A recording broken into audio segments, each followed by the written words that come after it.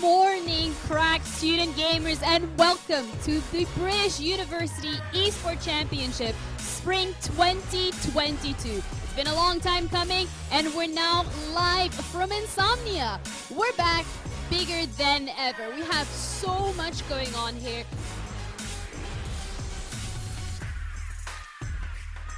It's a place for all competitive gamers to come along. Even if you're not amazing, you can still take part, which is really nice, and you meet so many different students from different unis. It's just really nice, like a fun place to be. And the NSC, by being at Insomnia, is really amazing. Especially a small, isolated university like Oxford, it's great to meet other students who are into esports.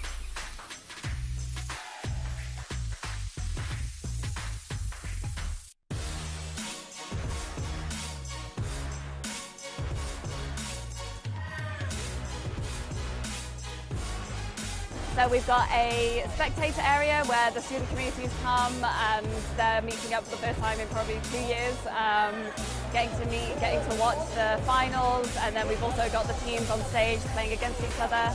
And then also we've got a student LAN as well, as kind of like a mini LAN in a wider bring your own computer over the weekend.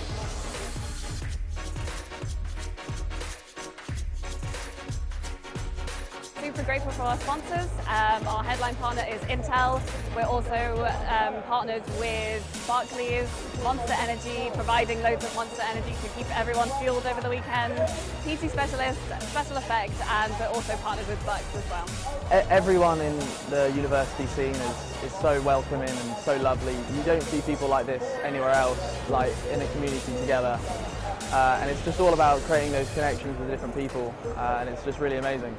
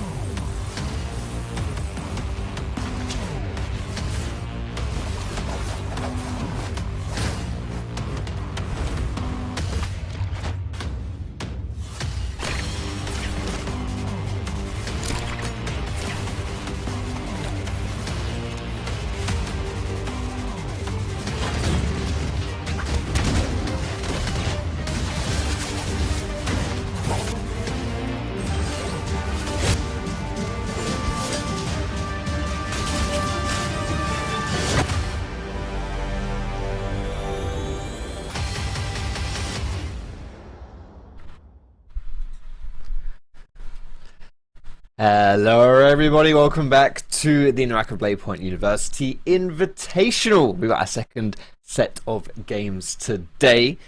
Last set of games before we reach our amazing LAN finals next weekend. We've got a bit of a shake-up here today. All the teams are the same, but the casters are a little bit different. I'm joined by the wonderful, amazing Moxie for today's games. Now, I know you've been watching the VOD of the previous week's games, Moxie, and you had some thoughts. But before we get to that, the most important question is, how you doing? I'm doing great. I'm really looking forward to this. I love casting NARAKA. It's going to be on live patch as well, so we get to see all of these new adaptations coming through from some of the teams. Given the fact that 10 days ago, we got a massive tsunami coming on through with a new weapon, parts of the new map as well. Holoroth has had a little bit of an expansion. We get Yushan Ruins, which has so much loot and really adds a splash of action at the very beginning of these games. I love your background as well, can I just say, like, it's really cool. Yeah, and very fitting for a NARAKA broadcast. This is the University Invitational. We do have a tournament format. You guys will be pretty familiar with how things are going down in this here. You can see the scoring right here to my left. No. Basically you get points for kills. That's brilliant. But the higher you finish as well, the more those kills mean. So it's not just about running around being all bloodthirsty. You've actually got to play a little bit of strategy as well. But you can't just sneak your way into the finals the final circle without killing anyone, because that's not going to get you too many points either. We have 4 games today as well, so you get 4 chances to get those points up, to rack that up, and at the end we'll add up your scores and see how you compare against the rest of the teams. Consistency is always an important thing in these kind of games. Here are our teams competing today as well. Universities from all around the UK, starting with Coventry to Warwick, Nottingham, we've got Manchester, we've got London, we've got Leeds, so many different universities.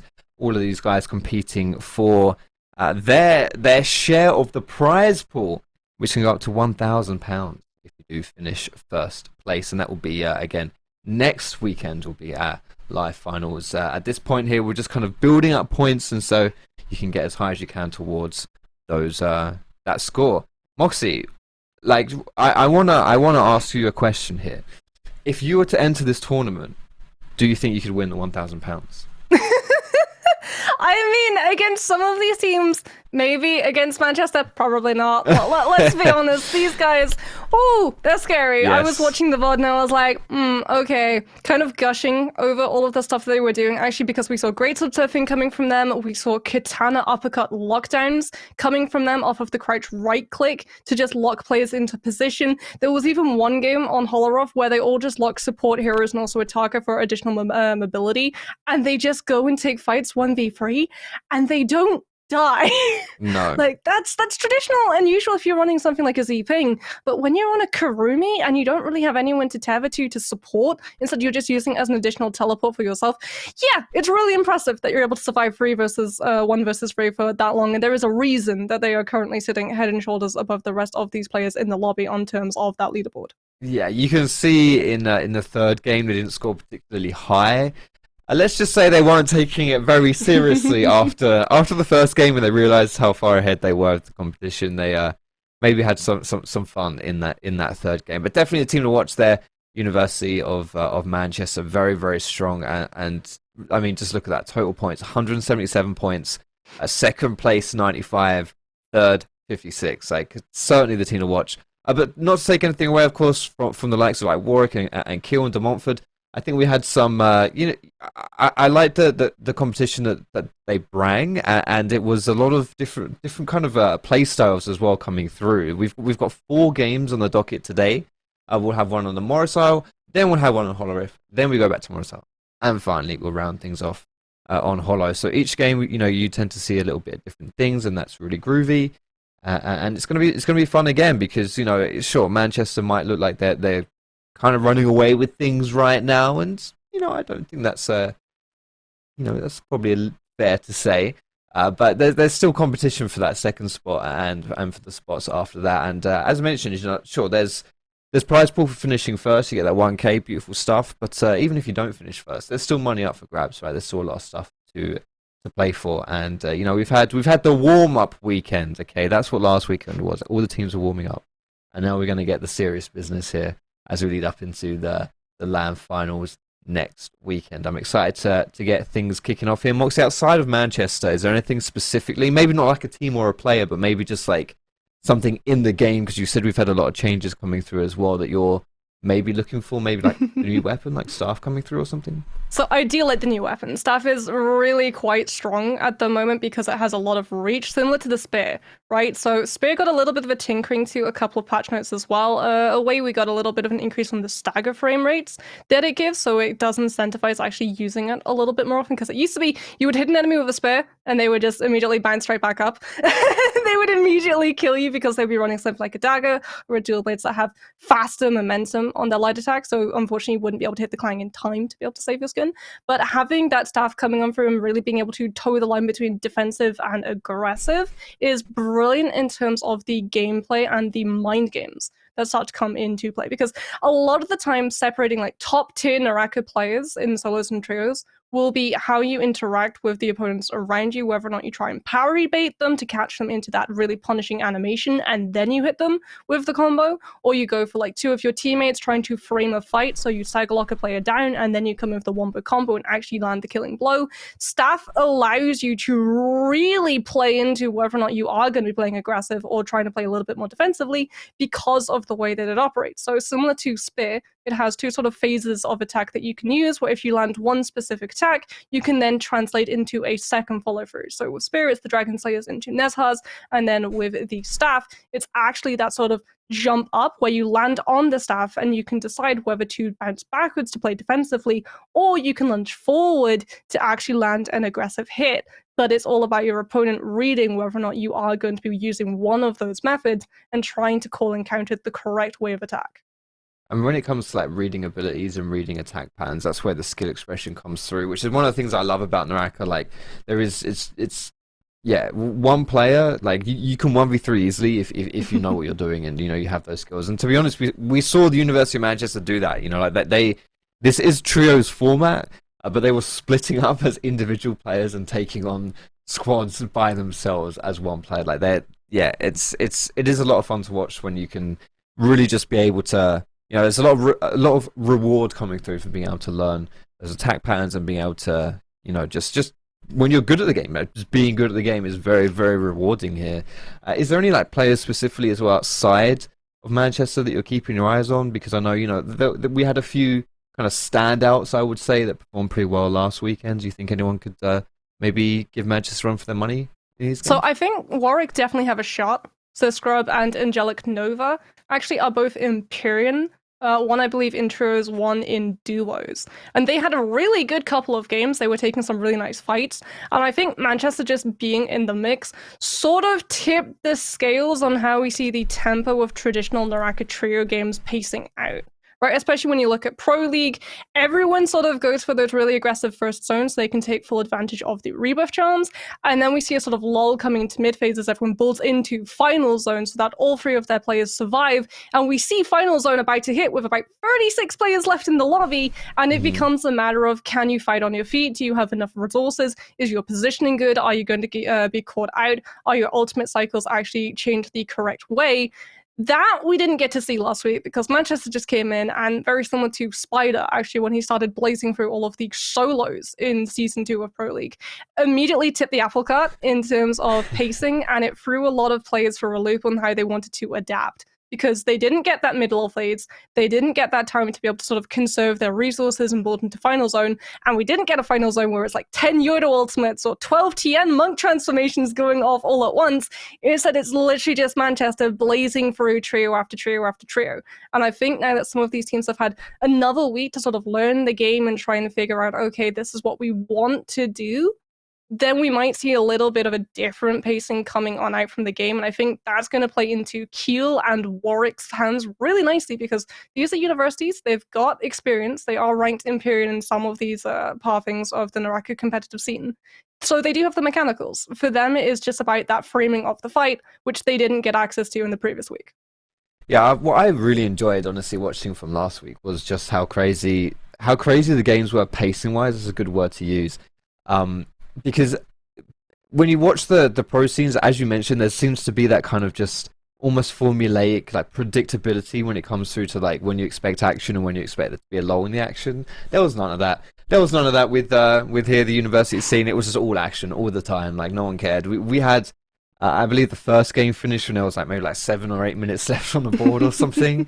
Yeah, it's just you just run around, you fight people, you don't stop. It's brilliant. It's a lot of fun to watch. It's very chaotic, and that's honestly that is the most entertaining form of NARAKA for me personally. Like I absolutely love it when people are running around and fighting, and I do wonder whether there are going to be a few spanners being thrown in. As you mentioned, that you broke down like the staff really in depth. Like has anyone had the time now? We didn't see it last week, but has anyone had the time to really perfect their craft with that weapon and bring it out and show what they can do with it? Because there's a benefit. Like sure, you might not want to necessarily use something you're not too familiar with, but at the same time, no one knows how to play against it either. Like you can get an advantage there, right?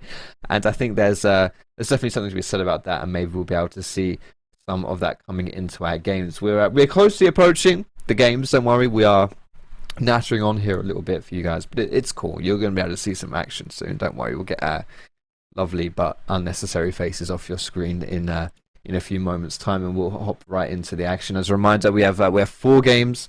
First game is on Morris Isle, second game on Holleroff, and then we're going to swap over for game 3 and game 4 as well. Yeah, a lot of exciting stuff to be coming up. We've already had one set of games done, and those points are going to be tallied up alongside today's points to go into our final weekend next weekend to determine who can get their hands on that juicy prize pool. As we're just taking a little bit of time to get into our game here, I'm going to ask you another question. Okay, so Morris Isle is going to be our first game. Yeah, Moxie. And then we'll swap on to Hollow, as I say. Do you expect anything like specifically to change between these two maps? Like the first map being Morris Isle. Is there kind of like a difference between these two maps where you expect maybe a bit more aggression on one or the other one? Maybe teams kind of just waiting a little bit out. Maybe there's more loot. You know, Hollow has a ton of loots as well. Like with new zones coming through. Like, do you have any kind of expectations coming through from the differences of the maps that we'll be seeing here from game 1, 2, 3, and 4? So Holoroth definitely tends to have a lot more of an aggressive start because, as you pointed out, there's a lot of loot, but the areas that they are in is very conserved and very cramped up. So we have Yushan Ruins, which is great. You actually enter it through a rift portal. You can walk up to it traditionally, but if you want, you can just enter one of those portals, immediately get portaled into the middle of the ruins. There's a couple of bells as well to try and figure out whether or not there are players around you, and it just becomes players being lost in all of these different corridors, as opposed to the Morris Isle, which is a little bit more open space, which is why we tend to see things like the Monk Transformer comps coming on through. Yeah, Transformer comps are kind of being the staple of NARAKA. We didn't see too many of them last week. I think people, like, Transformer comps are more about playing for the final circle and more about playing, like, there's more strategy involved when it comes to those Transformers, whereas when you're just running around deathmatching, I feel like they're not necessarily as impactful because they are very ultimate reliant as well, right? So if you're just fighting constantly, then well, if you don't have your ult, well, then you're in a bit of trouble. We're almost hopping into our first game today. Exciting stuff. There was something though that you mentioned before we got onto the broadcast that I'm not sure we're gonna get to see, but maybe we will, and it has something to do with maybe kind of like little pocket dimensions with those big high stake 1v1s. Like, do you want to maybe flirt a little bit with the idea of that coming through? Do you think we're going to be able to see that? Show us what that's about.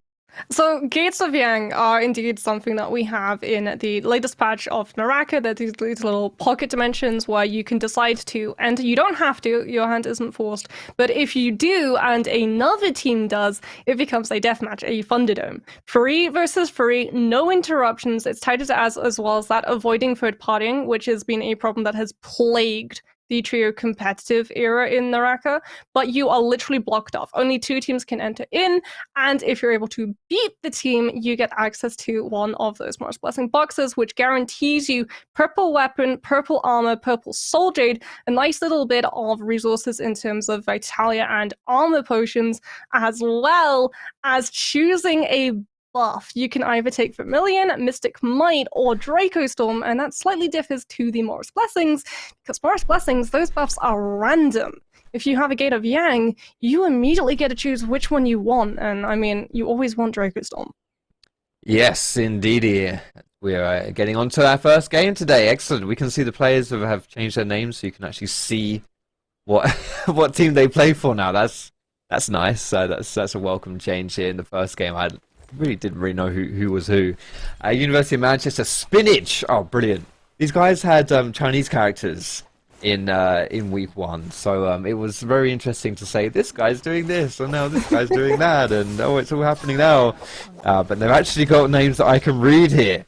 So Spinach and Mikasa there, just making short work of their first victim. It's already started here, Moxie. Like we're 3 seconds into the first game, and University of Manchester have claimed their first victim. 2 victims, actually, as they've gotten in total here. Off to a good start. They're spinning around the map and gathering up those pieces of loot. They're being serious too. This is a meta composition coming out from them. The Wushan for repositioning with the ultimate, the Yodo for the burst damage with that ultimate, and Spinach with that shutdown on the Viper stun. Immediately going to take this fight against the Tian. There's the juggle coming off the longsword uppercut, and immediately the group shutdown. That's the framing you want. on a fight, locking one player into position, making sure that they just get absolutely decimated. And it's a monk player too, at the very beginning of this game. Unless they're running those early rage glyphs or can find some fireflies after dropping Secret Tunnel, they're not going to have the ultimate up and ready. So you caught them at the exact moment, and now you can just go back to Sunwings, loot around on all of the floor. This is one of those high loot tier areas, so you can actually already see Cass has got purple armor. So they're going to be really chunky, really tanky, and even now they've spotted out, I think, another monk player. Uh-oh, Spinach gets grapple cancelled. The Katana go to try and shut this Viper down, but the ultimate is going to be ready. That's the follow-up on the Spear, but there's the Viper ulti. You have to kill Spinach or break line of sight, or you're going to get stunned, and the stun comes through onto Chick Thick. Immediately actually swapping to the fists. Get a little bit of a roundhouse kick to try and just land that damage as fast as possible. Lock them into position as once again the peel comes from the team. The follow-up is there, and Manchester looking so strong already. Bit of a local derby there, as it was Manchester Met University coming up against the University of Manchester, but of course it is the latter who comes out on top. Definitely our team to beat here. Keep your eyes on those guys. They are very, very talented here, and ran away with our games in the first week, looking to get off to a good start here to do similar things in week number 2. Loughborough here. I love the fact, by the way, I love the fact that their names, they've got Luff. There's no F in Loughborough, but their clan tag is Luff. So, because that's how you say it. We all know that's how it should be spelled anyway. They're not, that could, imagine trying to condense the word Loughborough down into 3 letters and still make it known that you are Loughborough. Like, it would be, what, LGH? I don't even know what you do. Like, it would be impossible. I love that. Thank you so much, Loughborough University, for making our lives 10 times easy. As University College London here, finding their first fight of the game. We're going to pick someone up as well. That's 2 kills down under their belt. Tagaris here, picking up some nice juicy loot as well. Some purple armor on Jin Lee as well. That's the second Yoto that we're seeing. A little bit kitted out here. Of course, Yoto having that armor is really nice if you want to get that full channel of your ultimate through and you jump up in the air and slash and slice and dice. Your main DPS stealer being a little bit tankier is always a welcome sight. I mean, it's not just the purple armor on the Yoto, it's also a legendary weapon. Which is terrifying.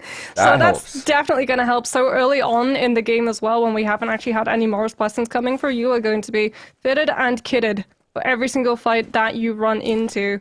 As it is actually going to be a fight that this Kurumi is potentially looking to take. Katana coming on through, grapple cancel going to stun one of those players and lock them into position. Horizontal follow-up, not finding the damage that they're looking for, however.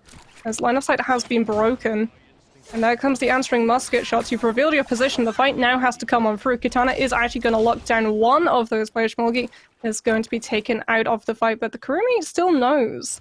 Someone was running away. It was the sacrificial tactic for one player under the bus so your other 2 can survive. And unfortunately, it's not a Yui in the ult. So unfortunately, everyone else on the team hasn't really gone that far, and it is going to be a squad wipe. There it is. UCL coming up strong early on here in game number 1 or game number 5, depending on how you want to look at it. The first game of today, at least, and it's their 4th kill. I have to say as well, with the team comp, apart from the Kurumi here, it's pretty standard as well. Like, it's nice to see a Tumulch being thrown in here. We didn't see too much of him in last week's games. I think Tumulch is really strong, honestly. Like, he's he got got a lot of buffed utility recently too. The F ability now, you can't actually use things like the Yodo F or the Justina F or even the Zeeping F to be able to break out of it. So it's been very strong at just holding players into position because, again, like, it's not one hit where they're broken out of, like, the Val disease. They are stuck in that Zephyr Wisp, pretty much intruders until they die. Yeah. It's really rough. You either escape with a sliver of health and then you just get grapple cancel shut down before you're able to find that reset, or you die in the Wisp. Yeah, crowd control in group settings is always exceptionally strong, more so than in, like, solo settings. It's the same for any other game you play. There's a reason why there are, like, support roles in competitive team-based games, because if you can set up your teammates, like, if you lock someone down and then you have, like, no one else to wail on them apart from yourself, it doesn't usually mean too much. But if you lock someone down and then everyone else jumps in, then yeah, you're in trouble. Speaking of in trouble, Fakil just got, unfortunately, locked down by De Montfort. Was the only player there, I think, off of the Resurrection Soul Altar. as well, so it's Manfred able to isolate out that one player and find the kill.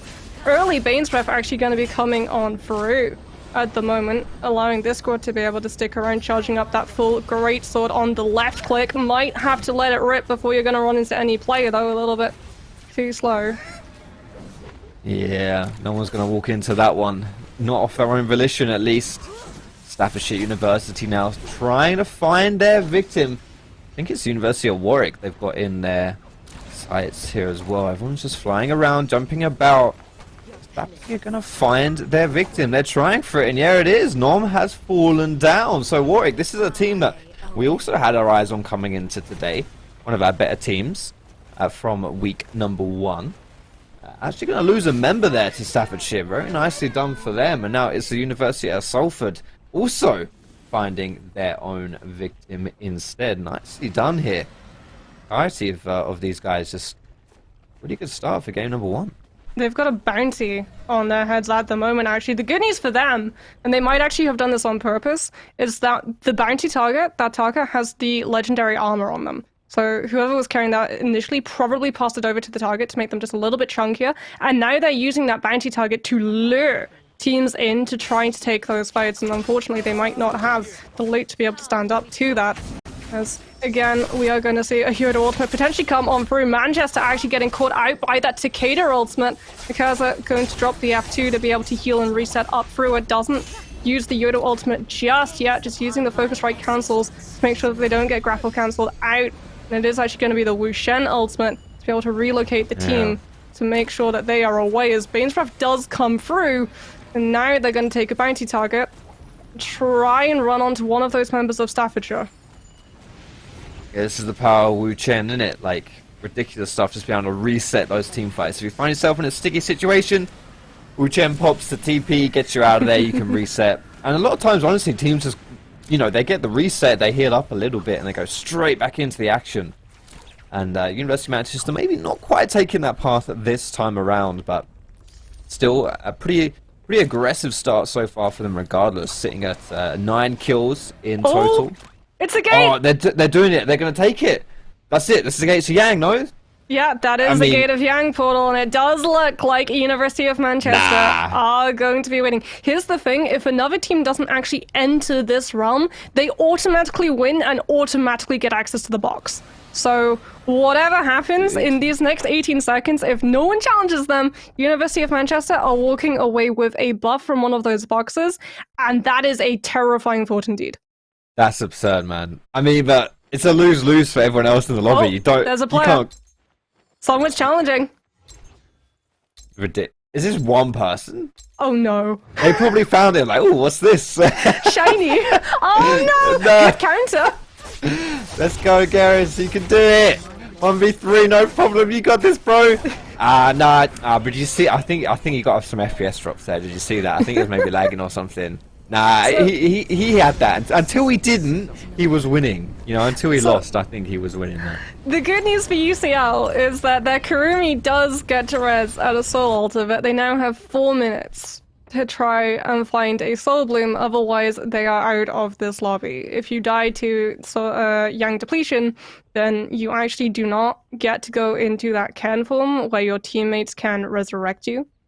And you also don't get the opportunity to be rezzed at a soul altar off of a rebirth charm, so it's now going to be imperative that UCL take a fight. Yes, so you got 4 minutes to kind of do something good, or she's done so. She's out. She's out of the game entirely. I will see if University College London can do that. It'll be pretty tricky to do, but hey, at least you got a goal to do now. You know, you got 4 minutes, so you know what you got to do. Some aggressive plays, or it's nothing. You instead. As we're taking a look now at Salford once more, just running around with a very fluffy tail here. It's the true mark of the Kurumi main. If you have the kitsune ears and tail. Yeah, I was gonna say you need the ears to complete the look as well. Like you can't be some kind of box without the ears too. It's the fluffiness that gets me. You know, there are cat tails and there are all those kind of things. That's cool, but this is just like. See, for me, like cotton candy. The viper is the leopard is like they actually twitch. It's really quite adorable. That is cute. That is cute. Salford though off to pretty good start here in game number 1, despite no. the ears and whatnot. Maybe this is why Garrus went for this play, by the way, because his teammates are donezo. Yeah. He feels like, let's try and do something here. Maybe we can get something. I mean, you can try and scavenge, right? If you look for a fight going off, it doesn't matter if you don't kill them. As long as you're able to loot the Soul Bloom off their body, you do lose Yang Depletion. You can see it there, though. 2 minutes, 20 seconds left. All right, he's found something. Maybe he can try and make this happen. It's going to be tough against Manchester Met. Oh, no, it wasn't Manchester. Sorry, it's the Montford. And he's dead. Okay, yeah, well, that's... It was a good start to the fight. Crouch under the horizontal. Good counter as well, but unfortunately, again, the framing of the fight, one player gets engaged upon, the other two players go in for that stagger lock, and they absolutely eviscerate. The Kiryu wasn't actually even given the opportunity to be able to use the ultimate to try to keep themselves alive in that AoE heal. On the plus side, UCL did get, I believe it was 5 kills here in game number 1, which is means they're going to get more points than the entirety of week 1 combined. So they didn't have a good week 1 here, but this game number 1 or game number 5 in total is really, there you go, good start, not too bad. Get yourself some kills. Manchester had their pick of the buffs. Could have taken Joker Storm or Vermilion, which allows you to resurrect with all of your loot available. They took Mystic Might, which reveals where your enemies are. They just want to hunt. They just want to hunt. They just want to fight. There's a reason that they're rocking the leopard outfit and ornaments for their Viper. They are the predator in this lobby at the moment, and they are darn well going to make sure that everybody knows that they are just going to be on the food chain, as it is going to be a fight that University of Manchester have been able to find themselves up against, and already one for de Montfort has fallen. This might be Fluffy going down. There's the transformation for the Tian, actually going to force University of Manchester back. They can't use the Yodo ultimate to be able to cancel that one out, as once you let loose that first slash, you do become grabbable, but nope, they're literally just going to engage in. I don't care. I don't care at all. I mean, we've got the... double grab, and the slam doesn't even come down. Oh, good heavens, man. Manchester, they just do not care. And if you die monk form, you're donezo as well. That is going to be Fluffy brought down. De Montfort, honestly, I mean, that's pretty good. It's a pretty good double grab. Unfortunately, there's no one else around to support the play, and, these transformer comps. They weren't able to get the double grab off of the two players the monk had in their midst, because they would have been... The animation would have taken so long, they would have died. So they couldn't actually find the displacement on those two players. They just had to drop them and try and run away a little bit longer to maybe drop the ultimate and go into that F ability with the Bell Clang to maybe wait for a third party to potentially come on through, but it does not occur. And University of Manchester, once again, are looking for that fight. Beyblades of Yodo F ability is just going to be bouncing off of each other. A lot of spacing created for University of Manchester, as they know that some of these players are going to be running from that zone corruption damage, and they're just splitting off to go pick out these stragglers. It was a bit unfortunate as well for de Montfort. The Wu Chen came through and teleported the can away, Fluffy's can, to get the revive away in safety. But unfortunately, they TP'd on top of the bad guys of University of Warwick. It was a bit unfortunate there for de Montfort. Out of the pot and into the fire sort of thing, with running away from Manchester, running into Warwick. But it's all good. There's still got some members knocking about, so not over for them just yet, but certainly going to be up against it here in the rest of this lobby. We have just over 14 minutes left to play in our first game. Normally you would see that clock tick down, and not until it was the very last circle where teams are forced to fight, where those fights actually come through. We didn't see none of that here in week 1 in the University Invitational. Another one! Yeah. My goodness, another Gator Yang here for Manchester. I mean, surely this just... They win it. No one challenges. No one goes through. Once again, they're going to get access to one of those buffs.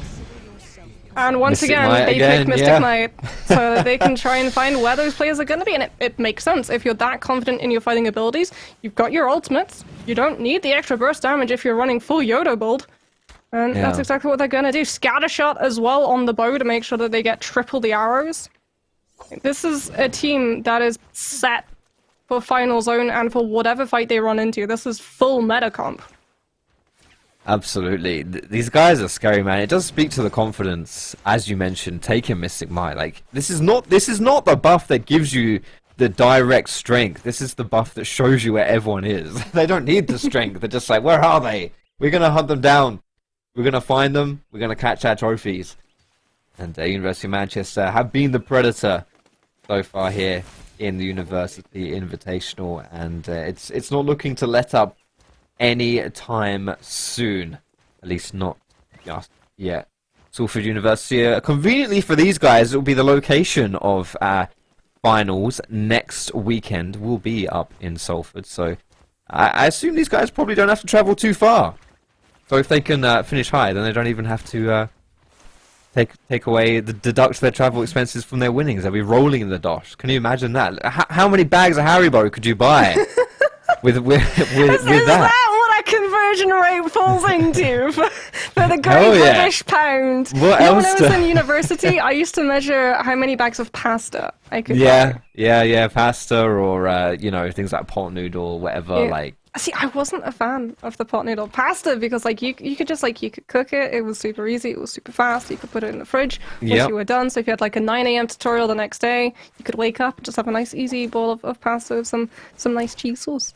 The facts, mate. This is like, I'm 29 and I still do that. I just eat pasta-based meals all the time because you cook up a whole batch and then you just eat one and chuck the rest in the fridge and like, cool, that's done. I'm sorted for the next day or two. Oh, you're and it's cooking cheap. for like everybody. I'm like, no. I'm stockpiling. Literally. At the moment, everyone is sort of stockpiling their resources. It's the squirrel phase.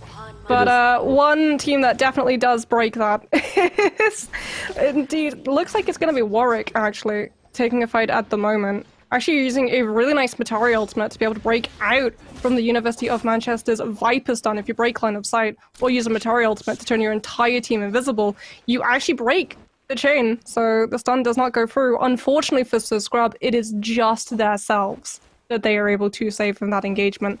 But fortunately, University of Manchester did run into a second squad, so they do have a little bit of time to try and get it away. It looks like it was the University of Leeds here on a slight chase towards Warwick as well.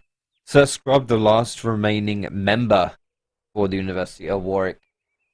You know, he was someone that when we came into today, we were taking a look at. He is one of our more experienced NARAKA players here in the University Invitational. Pretty good. He had a good showing in week 1 as well.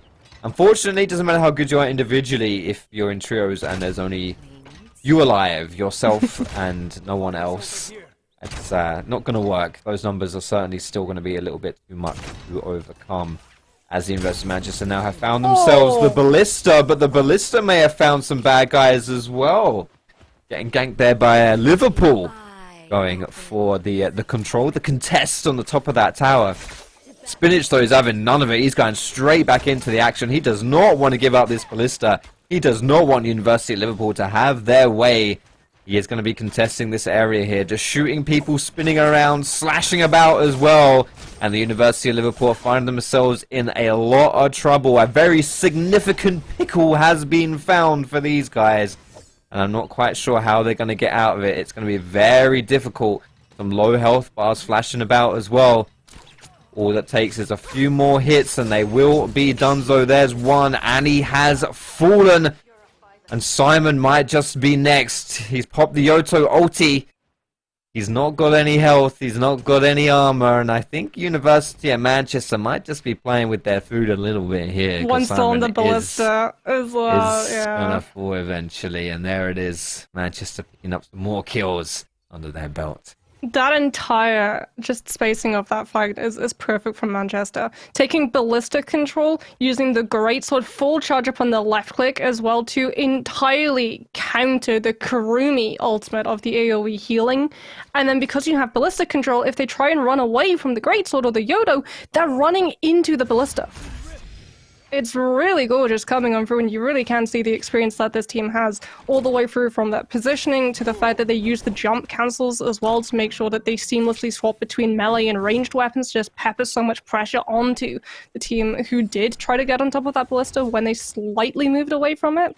Like, it really is absolutely just textbook in how you want to play that composition, as we're now going to be seeing De Montfort still unfortunately lacking that Kurumi. With 2 of their members left, and unfortunately they are going to lose the Wushan. Fluffy just having to go on the run on that Tian, not going to have the ultimate for a little bit longer as well, just trying to run away to a space where people aren't going to really expect the player to be hanging around with, just hugging the edges of that zone. As we can see, some of these trios lacking a couple of their members and instead having to just go for the squirrel phase of hide up a tree and maybe try and get on top of one of these Morris Blessings so you can find a cheeky rebirth charm and book it to a soul altar. Doing their best in this situation to try and find something happening. But it is going to be a little bit tricky. As Meow here is our resident squirrel, as we saw from the first week, just hiding away and trying to finish as high as possible. I believe he was by himself in week number 1, like he didn't have any teammates, so he was just trying to survive as long as he could and sneak into those final circle situations to try and get as many points as he could from the positional, not necessarily from those kills. As Scrub as well, doing a similar thing here for the University of Warwick. It's just him again, no friends, Billy no mates here, just dashing around the map, trying to survive as long as he can. You can see he's got that legendary weapon, but I don't know how much fighting he's going to be able to do, at least not successfully, especially when the University of Manchester has set their sights on him. He's going to put the Matari ultimate, but I'm not sure it's going to be enough spinach here. His opponent has legendary armor and epic weapons. It's going to be tough. Pops the Viper ulti. Now just has to find a way to lock it down. So Scrub is trying to break line of sight. Is successful in doing so. Now it's Oxford coming through in that third party, looking to throw a bit of a spanner in the wrench of things, as Durham University also going to be feeling some pain as Wicket falls down from that. It's the University of Manchester just going after everyone here. Oxford falling as well. Spinach now looking for his next victim. It's all going to be focusing on the Oxfordians here though. They are going to fall down as University of Manchester continue their reign of terror, just forcing their way across the Morris Isle here, racking up kill after kill after kill. That is kill number 28 so far in game number 1. Will they be able to eclipse 30? It's looking like it might just happen with kill number 29 coming through. Charles Smith here is gonna fall. Just one left for that big 3-0. No. He goes down before he gets the transformation off. He used the Bell Clank to try and buy himself iframes to go for the transformation, but the bow snipe actually kills them before he can monk up. Oh, that's devastating. That singular monk with no teammates would probably not prove too different in the outcome of things, to be perfectly honest, but yeah, he Scrub's is still alive, by the way, Fox. Remember, like, he'd used the F, he'd used the Metari Blip, he'd used the ultimate as well when he was locked in that fight with Spinach, which is why the Viper ultimate was so scary for him. And he actually ran into Oxford and was able to throw all of the attention on that trio. Instead, Manchester still have Oxford in their sights. And as a result, Scrub might actually be able to use one of those Morris Blessings to get a rebirth charm and try and move over to a soul altar. The problem is he has to move past TXK at the moment, with another of our left alone players. There's the Viper ultimate trying to lock the Matari in position. Scrub going to use the tree to break line of sight to be able to survive, but this has brought the attention of every player left alive. Here's Manchester coming to finish exactly what they'd started so long ago. Grapple cancel to make sure that they're able to stop the Viper from moving away. Oh, that's just mean. Is able to at least roll out of the follow-up swings and book it onto those trees. Again, going to be grappling over to the nearest tree. Has been able to break away for a little bit longer, but there's the grapple cancel falling through again. As there's the staff, we wondered if we were going to get to see it, and it is going to be Salford coming on through with that one. Targi using that app ability to be able to block the damage coming on through and set himself up for that blue focus attack to land on top of the Wushen. As Spinach, seeing that Manchester actually having a little bit of a falter in this fight, coming back in for the reserves. Going to have a Viper ultimate to try and shut the Tarka down, but the Tarka ultimate comes on through, allowing them to try to break away from the chase that's going to be coming on out. The great sword swing to keep them in position. The grapple cancel is going to keep them in the middle. The swap to the flamer to absolutely chunk through their health, and that Tarka is down. Oh, the irony of a Tarka dying to the flamer. The flamer has become the flamed. is burnt to a crisp. Kirby is knocked out of that, and alongside it, hopes and dreams are Salford in game number 1.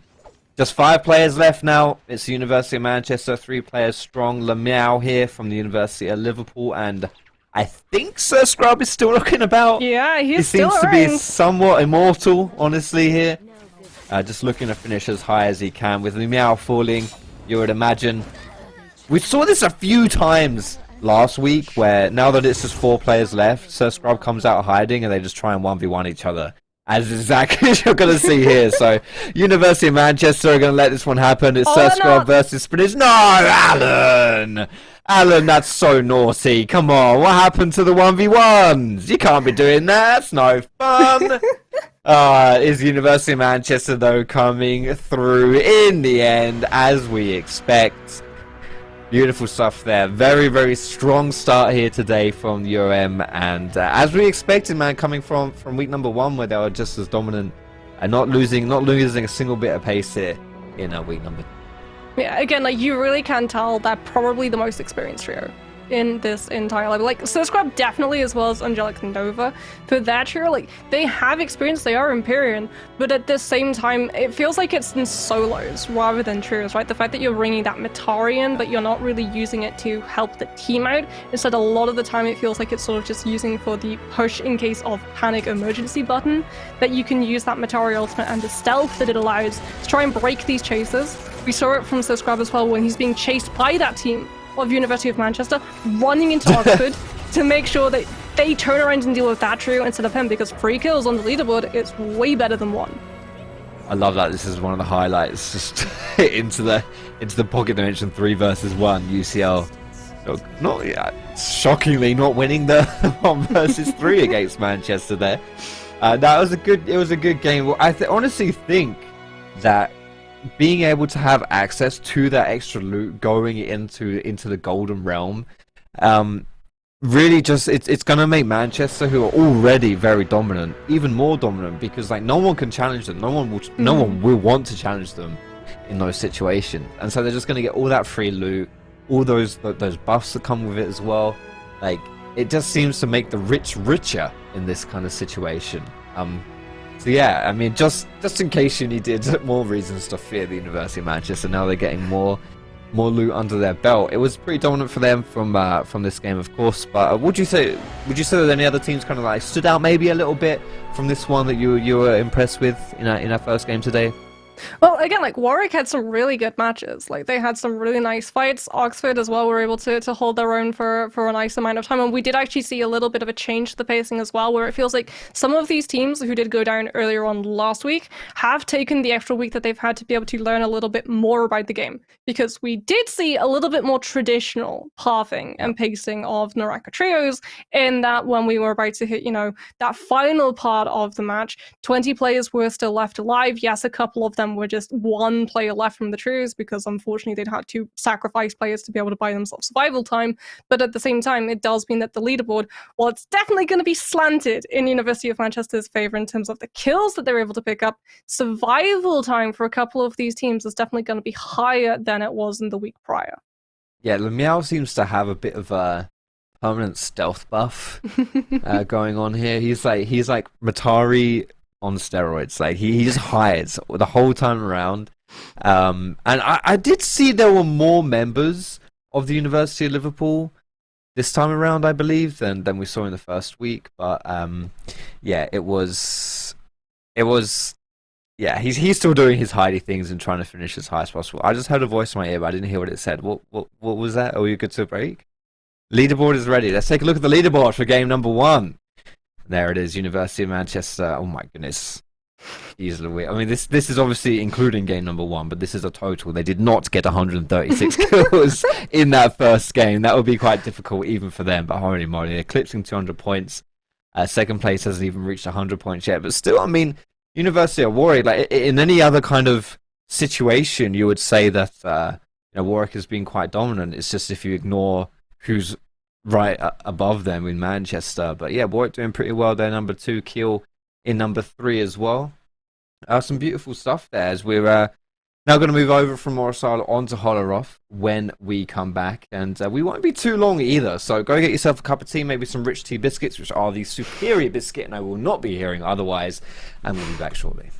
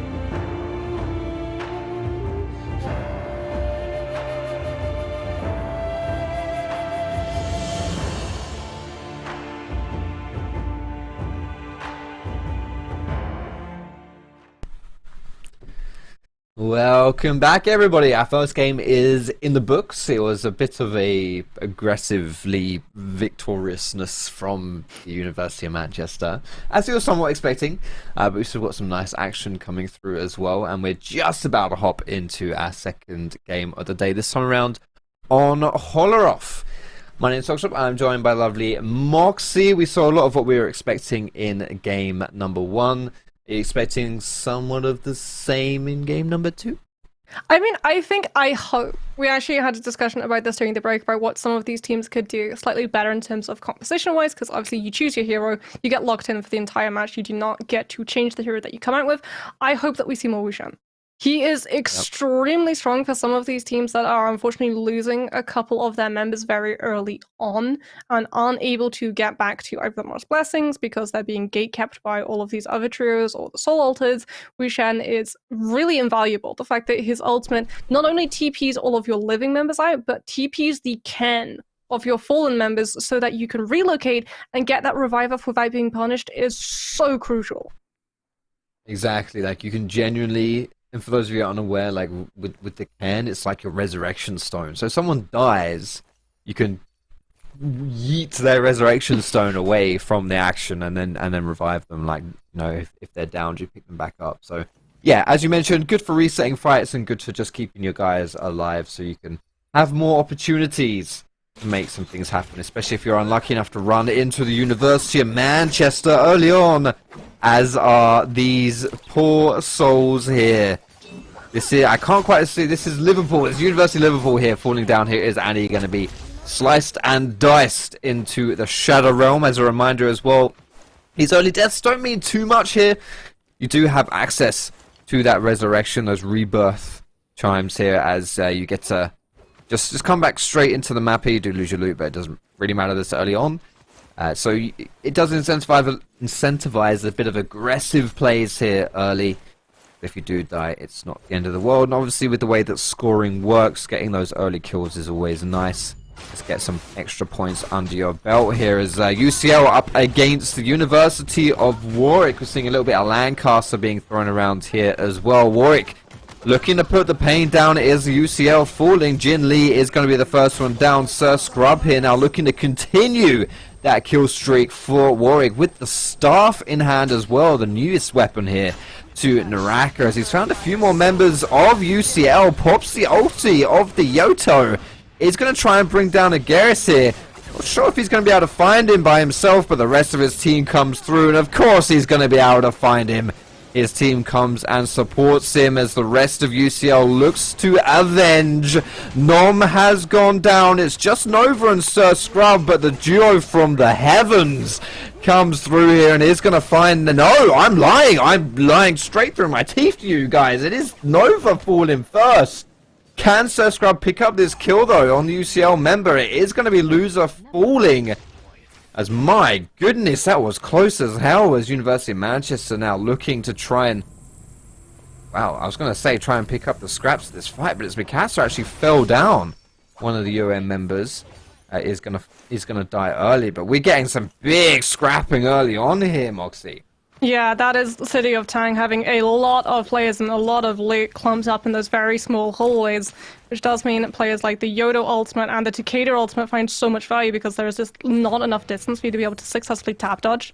And that's actually why we see Sir Scrub, because he gets locked into position with the dual blades to take one of those Yodo ultimate slashes. He actually is able to dodge out of the damage by using a Yodo ultimate of his own to activate the 6 seconds of invulnerability and turn that fight around as we head over to Yushan Ruins. It's actually going to be Salford, unfortunately, losing 2 of their players. Staffordshire are actually going to be able to take that one and will actually be able to gain control of Yushan Ruins, as there might be a Soul Altar pretty close. We can actually see those players' souls trying to head off and find the nearest place to be able to resurrect, to be able to come back through, but it doesn't look like there is going to be a resurrection available for them quite as close as they want to. As De Montfort, unfortunately, not really having the best of luck with loot at the moment, and they are running that monk, so it is really important that they're able to find Fluffy armor and weapon, because if you don't know, your damage and the health that you have when you go for that ultimate transformation sequence, it scales with the loot that you have on your body. So it really is important if you want that monk to be tanky and not have to really rely on that Karumi Teva to keep themselves up when the transformation goes through, to find them at least purple before you activate it. Exactly. If you're not that tanky, then you're screwed as a big boy monk. It's not like you're hard to hit when you transform into that massive titan that Tianhai does. So being able to survive a little bit more with that extra armor is very, very important. Speaking of survival, though, Alan may have bitten off more than he can chew, as he is going to run into the University of Nottingham right now, but he does have some backup instead. Alan now with Mikasa in the 2 versus 2. It was 3 versus 1. That wasn't enough to bring down the University of Manchester, and now that there's backup, that certainly won't be enough. Although, having said that, Alan has almost fallen. Nottingham here doing a lot of work on the Manchester, but Spinach now has joined the fray with that legendary weapon. You have to feel like the window for University and Nottingham's success has closed. Ooh. And there it is. It was slammed shut instead. Manchester, though, looking a little bit mortal here in this early fights here in these situations. Maybe a little bit aggressive, maybe biting off a little bit more than they can chew. Still coming out on top, but seeing some examples of maybe these guys need to actually respect their opponents a bit more, as Nottingham was able to put a little bit of hurt down onto them, but unfortunately for them, not able to do much more than that. As Salford against Liverpool here, trying to go for the fight. Limiao has already fallen down. Annie in his beautiful Grinch / Shrek outfit. I'm not quite sure. We were talking about this before the Oh, I think it's just a goblet. Oh, that's not that's a paint easel just exploding. This is what that customization is, as it is now going to be a swap over to the bow. Trying to tag out some of those players. They have actually been able to buy themselves the space and the kill to potentially get Meow back up into that fight. Revive not actually going to be coming through just yet. As, oh, this is mean. They're using Salford to try and bait one of those players and seeing if they try and return one of their fallen teammates. The tick damage down there was just a little bit too much. Limao has weren't able to pick him up in time. That he is just he's just done so. So their invisible member will be even more invisible now. No one will be able to see him because he's dead. He's out of there. He's now.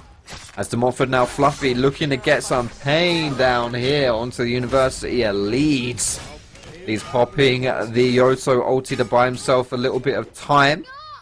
It's not going to be enough though, as Fluffy and his teammates are able to find themselves that kill. Fluffy's still in search of those elusive purple weapons and armor to really make that transform pop off.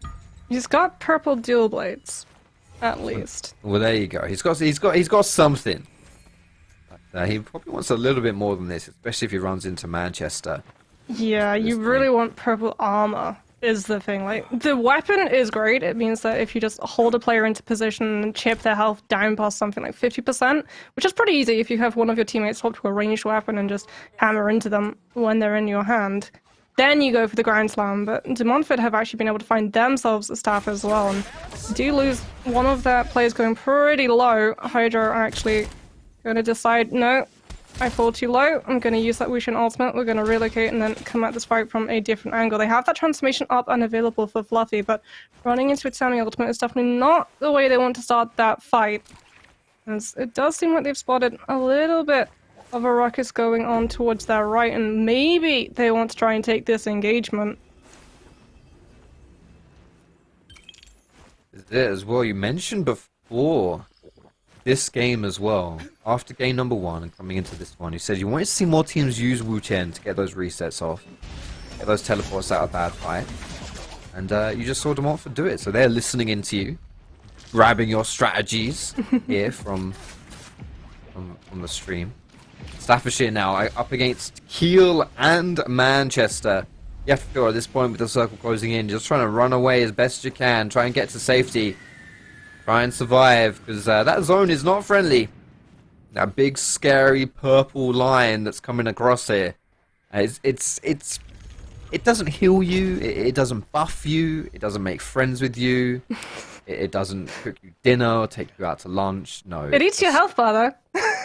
Yes, it eats well, but at your expense, and you don't want to be there. It doesn't take you to lunch, you are the lunch. Especially if Exactly. you're relying on Zfing's ultimate to be able to heal you, because it does not heal for zone corruption tick damage. As we're actually going to be heading over to look at a fight going against Loughborough at the moment.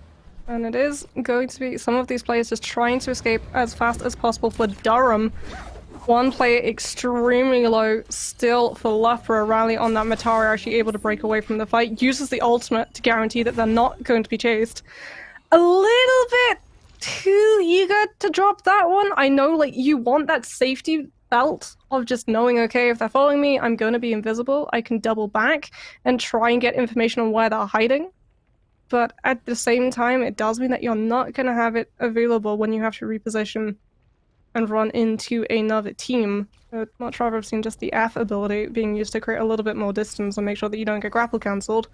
Is moving over to Staffordshire, they've been able to find themselves legendary daggers, but they unfortunately do have a bounty currently on their Takeda's head at the moment. As you can see them just hopping over the rooftops, trying to get a little bit of a scenic sight around everyone in front of them. You do not want to hit those petals. Those flowers do blind your screen.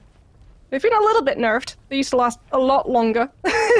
Now it's pretty much just like 3 seconds and it's like, okay, cool, blink and you just clear the dust from your eyes, but it can be absolutely instrumental in turning a fight around. And I remember when Holoroth actually dropped the first time pro players played that map, Fox, we actually had a player confess in an interview they had no idea that if you hit one of those sand cognacs, it would blind your screen, and that was where the final zone ended up, so it was very sandy. What the hell is going on with my screen? There's a bug, I can't see anything. I wonder why Viper gets blinded though. She literally plays with the blindfold over her eyes, and you're telling me that a bit of sand is going to blind her? Surely not. I don't know how that works. It gets everywhere, including under blindfolds, I'm sure.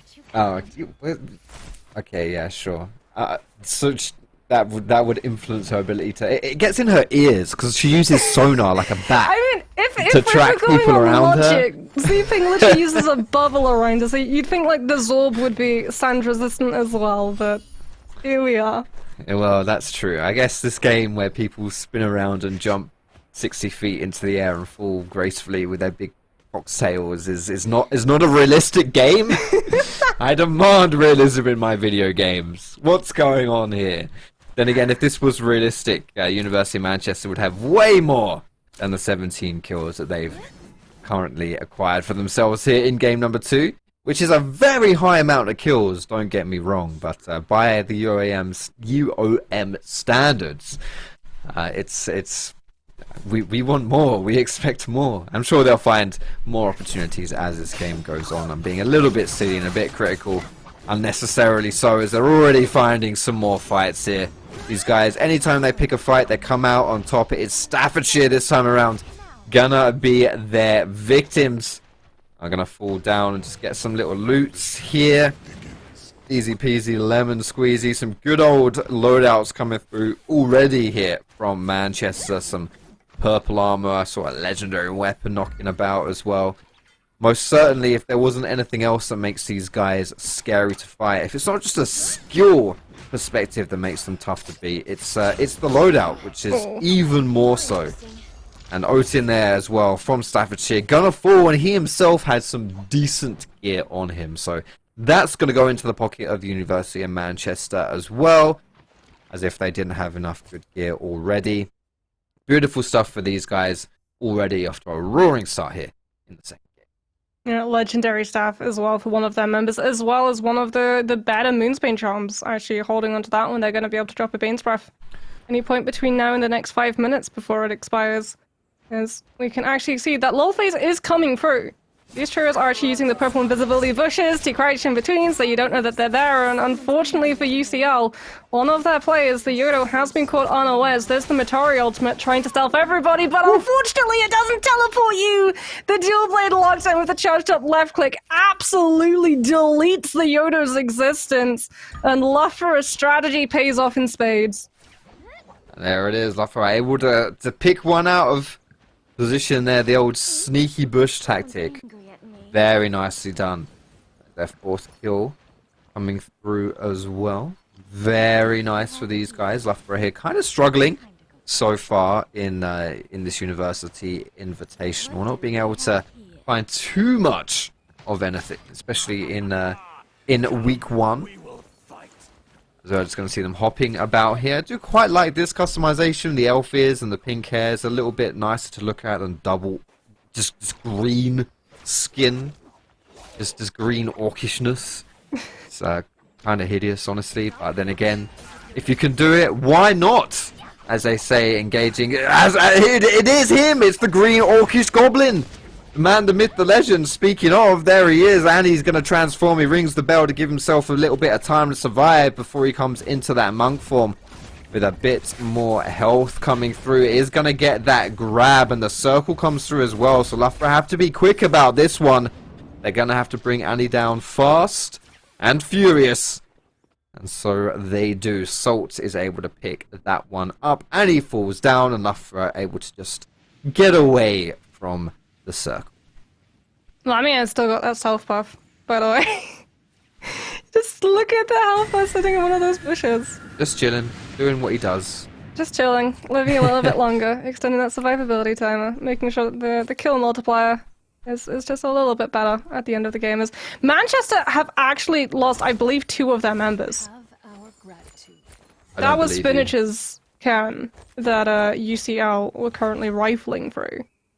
I will say one criticism of Manchester from last week was that they did tend to be a little bit overconfident in fights that they believed that they could take. As yeah, it is. Spinach is about to time out. I'm seeing it and I still don't believe it. But Spinach is dead. He is falling down. UCL of all teams here. Bearing in mind we have 16 teams here in the Invitational, and UCL in the first week came in 15th place.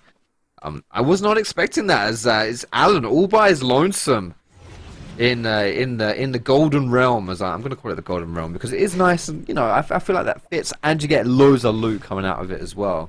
It's just him though, right? Like Makasa's not there, obviously.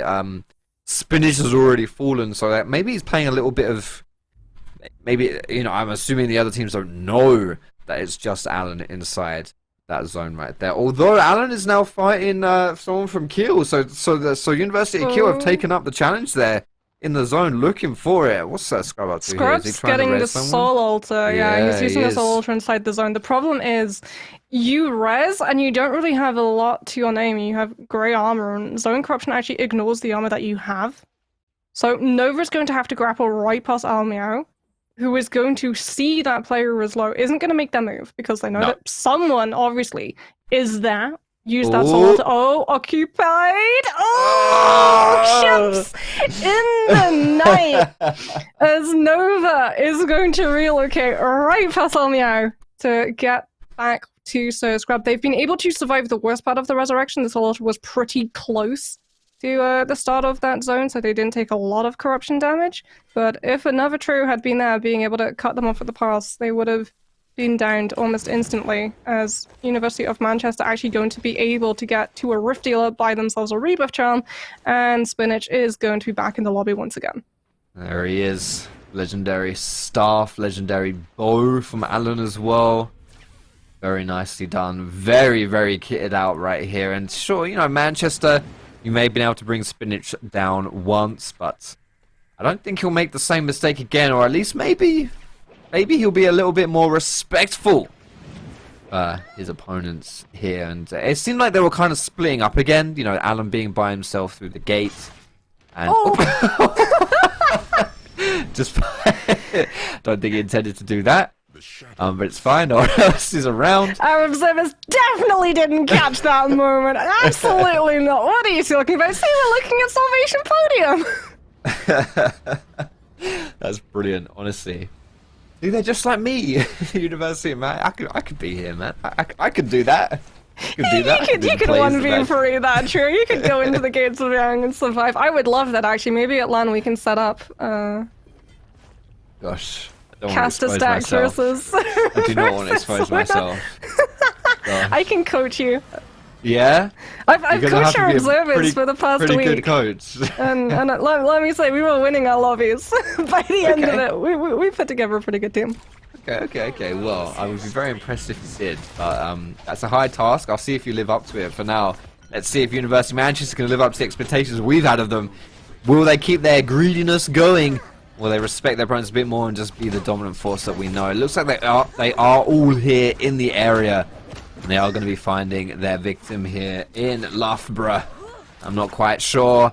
Salt is long for this world. He is being completely dogged down right here by everyone from Manchester. No one is giving him a single breath or respite. They're just hunting him down, taking him out, and Salt is not... Well, where he go? He's dead. He is done, so he is out of there, but... Now we have Oxford joining in as well. The Viper ultimate going to be chucked down in this river. A great position for it. Honestly, a very open space is going to catch someone. That is Alan, all stunned up, and the rest of Oxford going through, trying to bring him down. Alan is exceptionally low. He might just fall here, but his teammates are coming through to try and save him. It is Mikasa going for those great sword slashes and spinach as well now. Oh, Alan was very, very low. It was looking very hairy for some time right there, but not able to pick him up with Oxford. And instead, now they are the ones that are routed. Unfortunately for them, very close, but not quite close enough. As this Transformer comp here, having to run away from the circle, is going to be running into Manchester, even after they've gathered themselves a little bit and some breaths. It will be Manchester just picking them off as they run away from danger. As you can see, Seprock has fallen. Chair Smith is going to be the next to fall as well. Just one lone member of Oxford will survive. But I don't think that's going to be enough. It is, you can see here, just him all by himself. Wei Shen running around with no friends, trying to find his place in this world. Oh, it's happened again. Oh no, that's not going to help. It's like a magnet when our observers swap over to these player POVs and they just hit those trap gates. So it is going to be University of Manchester still trying to finish off what they've started. So Scrub actually using that Yoda ultimate to try and zone Manchester off. The first slash immediately going to allow them to be able to relocate with the teleport. As we are going to see all of the subsequent ultimates coming on first. Scrub not going to be able to break towards the other squad in the distance. So this time around, he's not going to be able to put another trio in Manchester's tracks. He is unfortunately still going to be within their sights as Alan takes a little bit of downtime to be able to repair that legendary bow before coming back into the fight on that Z-ping, pops the bubble to be able to go in onto that fight. Immediately actually scales past a player hiding inside that purple bush. Now in the bush. There's the great sword, the charged up left clickers once again, Elmi out in that purple bush. Every single time, I feel like we just need like a tiny little camera at the very bottom of either the left or the right corner of the screen that is just a constant bush cam to see whether or not Elmi is still just hiding in one of these purple bushes. There's an achievement in the game if you hide for 2 minutes. He's got 6 of those achievements from this game alone. Like that man is just always in these. He's always hiding somewhere. Legit, this guy is. He was doing it last week as well. He's trying to play for those finishes. He's trying to play for those high spots. He knows he can't necessarily compete as far as kills go and scrapping around. Certainly not on the level of the University of Manchester's. You're seeing here now 27 kills under their belt. Still a bunch of other players left as well. Probably going to be looking to eclipse that 30 total again, as they did in game number 1. This time around it will be UCL looking to fall. Mikasa's taking a huge bunch of damage on the left of the screen though. Mikasa almost falls. It is Jinli from UCL doing a lot of pain. Agarist as well coming through, but Alan and Spinach able to save that. No, Mikasa's fallen. Tell a lie. UCL coming out on top of this one. It's now just Spinach and Alan versus the 3-man stack of University College London. Can they do it? Agarist is falling exceptionally low and he will fall. Alan and Spinach now in a 2 versus 2 versus Jin Lee and Loser. who's going to be the winner of this one. Jin Lee is parried and he is taken down. Loser in a similar situation is able to equip the legendary weapons for a little bit here, but Spinach says no, you're not going anywhere, whips out the nunchucks, and it is going to be Loser falling. UCL put up a huge fight, but it is Manchester coming out on top of the third party now with Warwick. Nova's joined the fray here, Nom on the sidelines as well. Manchester in a bit of a pickle. We'll have to see if they can survive this one. They had a pretty rough fight to begin with UCL, and now that third party, unfortunately for Warwick, doesn't look like it's going to be successful. The Wu Chen ultimate taking them to safety. My goodness, we had some banging fights in that. Manchester looking a little bit mortal here. Yeah, unfortunately for them, Mikasa looking very mortal, in fact very dead. They time out because of the interruption of that third party, so the Kurumi is going to be gone. Luckily for University of Manchester, they are running that Z-Ping, which is the reason, by the way, that some of them were still able to live. The fact that Alan has that ultimate, and you essentially get Mortal Defiance, right? If your health should fall below 0%, not only do you regain a massive amount of your health, you also knock back all of the players around you, which twice now has saved Alan and his team's skin. As Spinach has been able to find an isolation onto another player and will be able to regroup with his second. Oxford reduced to just the lone agitator still on that Yui, still running around. Legendary Katana, so there is going to be a lot of bite to that transformation and the spear slashes when it comes on through. The problem is, once again, you are alone. You do not have spacing, you do not have framing set up by two other teammates. The second you opt into that ultimate, you are going to be extremely vulnerable, given the fact that a lot of these players heading into late zone are going to be equipped with the weapon tier to be able to burst through your health pool. Might just be playing for positional points now as well, knowing that you can't take those fights. I believe it's just Manchester, plus I'm assuming Meow is somewhere. No, it's not. It's Rally it's here. Still around. It's Meow, Rally, Agitator, and University of Manchester minus Mikasa. So if there was going to be a final circle where the University of Manchester could be knocked about, it would be this one because they only have 2 members alive. Unfortunately, the competition is also spread very thin. No one else. Just solo members. Just solo members here. So the Meow here is going to get spotted out. Alan's going to just mop this one up here. Who's going to die first, though? Because Aguilio is also fighting. He's going to get the transform off. Can Meow play possum enough? Get away from this one and come in second overall in that positioning. Aguilio with so much damage, as you rightly mentioned, Moxie, with that legendary weapon. My goodness, just slicing and dicing his way through the University of Manchester, but it's not going to be enough. There's no way on earth he's going to be able to pull this one off. He is going to fall down. Too many flamers, too many ranged weapons. He is done. It's just Spinach, Alan, and Meow left. And Meow, knowing that he's not going to be able to pick this one up, doesn't have a reason to hide anymore. And instead is going to try and take these fights. But it will be our second game in a row here of University of Manchester picking up the victory, you would imagine, unless Meow can pull off something miraculous. Spinach trying his best to deny that reality, though. And it looks like Meow is just going to fall. He is exceptionally low, 1/3 of a health bar. He is done. He is dead. Manchester coming out on top once again here in the University. It's always really unfortunate when you're trying to just chunk down a Z-Ping, because effectively you have to kill her twice. Once when you're actually getting her health below 0, and then when the ultimate just pops back up, again, you have to chunk her down before she's able to get that full reheal or got the bubble reset to be able to just disengage or just finish murdering you. And Alan is a very, very strong Z-Ping, as we saw. There's a reason that University of Manchester feel confident enough to be able to split their party members off and take those fights 1 versus 3, because they know if things do take a little bit of a turn for the worse, they are going to be able to delay death long enough for their members to be able to make a comeback. And I'm sure we're going to see from some of these replays just how adept University of Manchester were at being able to survive those 1 versus 3 encounters. As some of these other teams had some really good matches too. Again, Warwick had a very good start, but lost players very, very quickly and unfortunately had to reposition.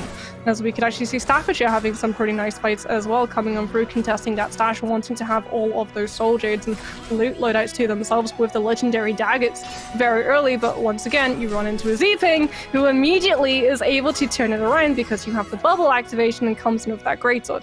Yes, they're able to find the kill, but it takes a lot longer. And it really goes to show quite how much of a struggle fighting a Z-Ping, even if it's just the lone player, becomes.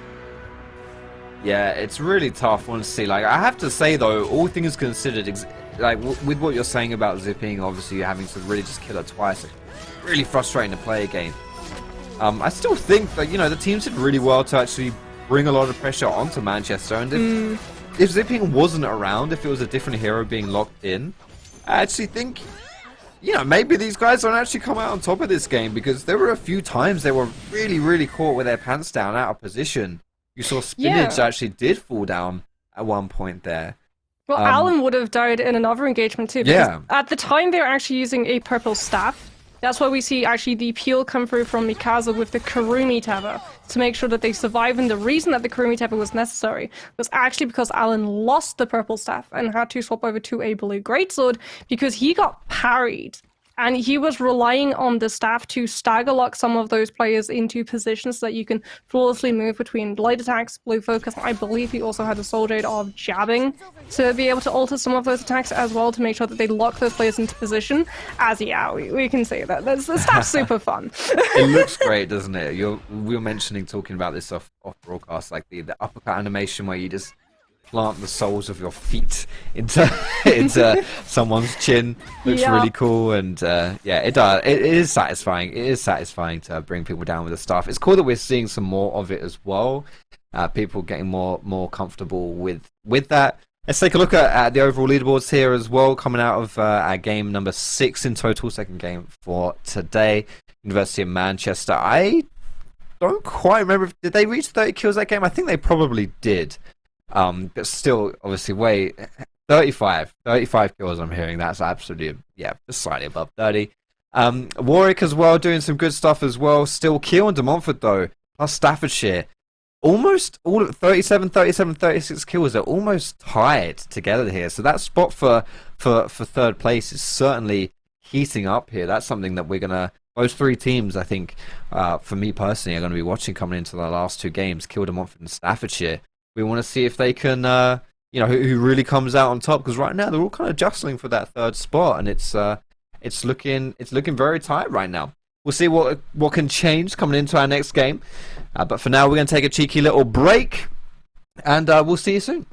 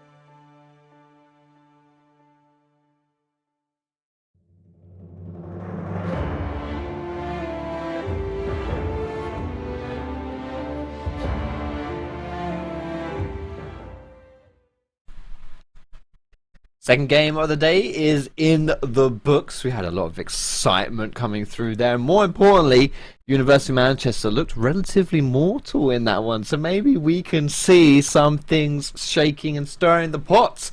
I'm Foxtrot. I'm joined throughout the entirety of the day by the wonderful Moxie. We're going back to the Morris Isle for game number 3. Coming into game number 2, Moxie, you said you wanted to see some adaptations with some more Wu Chens being picked. We did actually see a little bit of that coming through here for game 2. So what's your crystal ball saying for game number 3? I feel like we're probably gonna see, again, just like a sort of reliance on things like the Yodo and the Wushen, because Transformer comps, as meta as it is in like pro player tier 1, require a lot of communication and a really good understanding of the game. Like when you want to chain your ability usages, and a lot of the time we're seeing these monk players go down before they're actually able to pull the ultimate out. And I think hopefully we're going to see players identify that, okay, if we don't have something like a Kurumi Teva or a Temi Ultimate to be able to hide away from, we're not going to see a reliance of the monks, and instead it's going to be a reliance on the more mobile heroes like the Yodo, who can keep herself out of trouble. As straight away, not only are we going to see that University of Manchester are model, we're going to see them having lost Alan very early off of the bat. Remember, Alan was on the Z-Ping earlier. Now he's actually going to be on that Takeda. And Takeda, unlike Z-Ping, doesn't have a get out of jail free card, in that if your health should go below 0, you immediately knock everybody around you away. Instead, you use your ultimate to be able to do that. As they will be able to get the Soul Altar back on through, so Alan is going to be back into, rather the Revive is going to come on through, the Soul Altar not going to be necessary. As they are able to deal with the trio who were able to down Alan and take control of Shipwreck, and someone on this team is running full luck cliffs because that's a legendary katana. Holy moly. And it's on the... of course it is, and it's Manchester who gets the legendary katana. That's a great start right there. Mikasa picking up one of the best weapons in the game. Still opting into the greatsword here for these fights. I do quite like greatsword early on because there's huge cleaves and there's big like burst damage coming through when people don't have a lot of armor. You can kind of cut through people quite easily, quite swiftly, and quite effectively. University of Manchester off to their winning ways. It was Alan, as you mentioned, falling. However, he was picked up by his teammate, so he didn't get to use his rebirth there. He's still got that available if he wants to go really, really ham. Oh no, legendary armor too! They're running full, like level 5 luck glyphs. That's insane. Oh my goodness. Can we just go to game 4 here? Maybe we just well, Mikasa is going to be a bit of a raid boss on this one. Yeah, going to be a bit tough to bring down, as Manchester has already proven to be so far anyway. Well, that's another legendary weapon here. Salford here. Kirby on the Takedas got a legendary weapon too. It seems like a lot, you know, maybe Morris's been quite nice to us today and giving us some very nice bits of loot. Beautiful stuff here. It's a big fighting though. Salford coming out on top of that one. No, they're not. That's, well, maybe yes, I think they are. I'm being baited here by the bottom, by the right side of my screen. It is Kirby brings down Burnsy. He is gonna fall. So ironic, Burnsy dying to a Takeda. Another one coming through as well. Schmoigel is taken down. Now that is a top tier name. Thank you for making me say that out loud. As it is Salford coming out on top of that fight early on. Well, Keel now going to actually run onto Oxford, since actually this Terracotta Warrior transformation has run out. But Oxford is actually able to turn it around. There's the Z-Ping bubble to make sure that they're going to be able to survive a little bit longer. Spiritual Twig going to actually allow them to turn the tide onto Keels for Mac. So we're actually seeing a transformation come on through for Keels. Hawkeye looking to avenge that teammate. Agitator is grabbed. Second grab not actually going to be able to come on through, as we have a look at the top part of the map. Is unfortunately Oxford, because they use Hawkeye to try and keep all of that positioning away, they have to leave Charsmith. And as a result, they will go down to that third party coming on through for, I do believe, Warwick.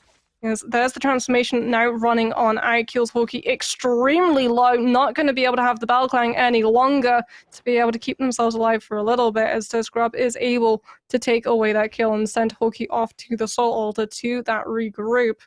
As Charsmith starts to travel back and maybe try and pick away at some of those players left alive, punishing the fact that ultimates were indeed invested. As we head on over and have a look at Durham, who unfortunately have not again been able to field a third member. It is only going to be the two, Matari and Taka. So you do at least have a little bit of survivability, right? Tarka with the ultimate has that mobility, where you have just a little bit harder to hit with those grapples, you get the additional speed boost. Vitari, we've seen it coming on through from players like Sir Scrub, can just survive for so long. There's a reason that she was meta in solos for a good year. As we're going to be heading back over to Shipwreck, Mikasa still with that bounty target on their head is going to be able to grapple into horizontal, lock down one of these De Montfort players. Sodium exists for a split second before being absolutely dissolved.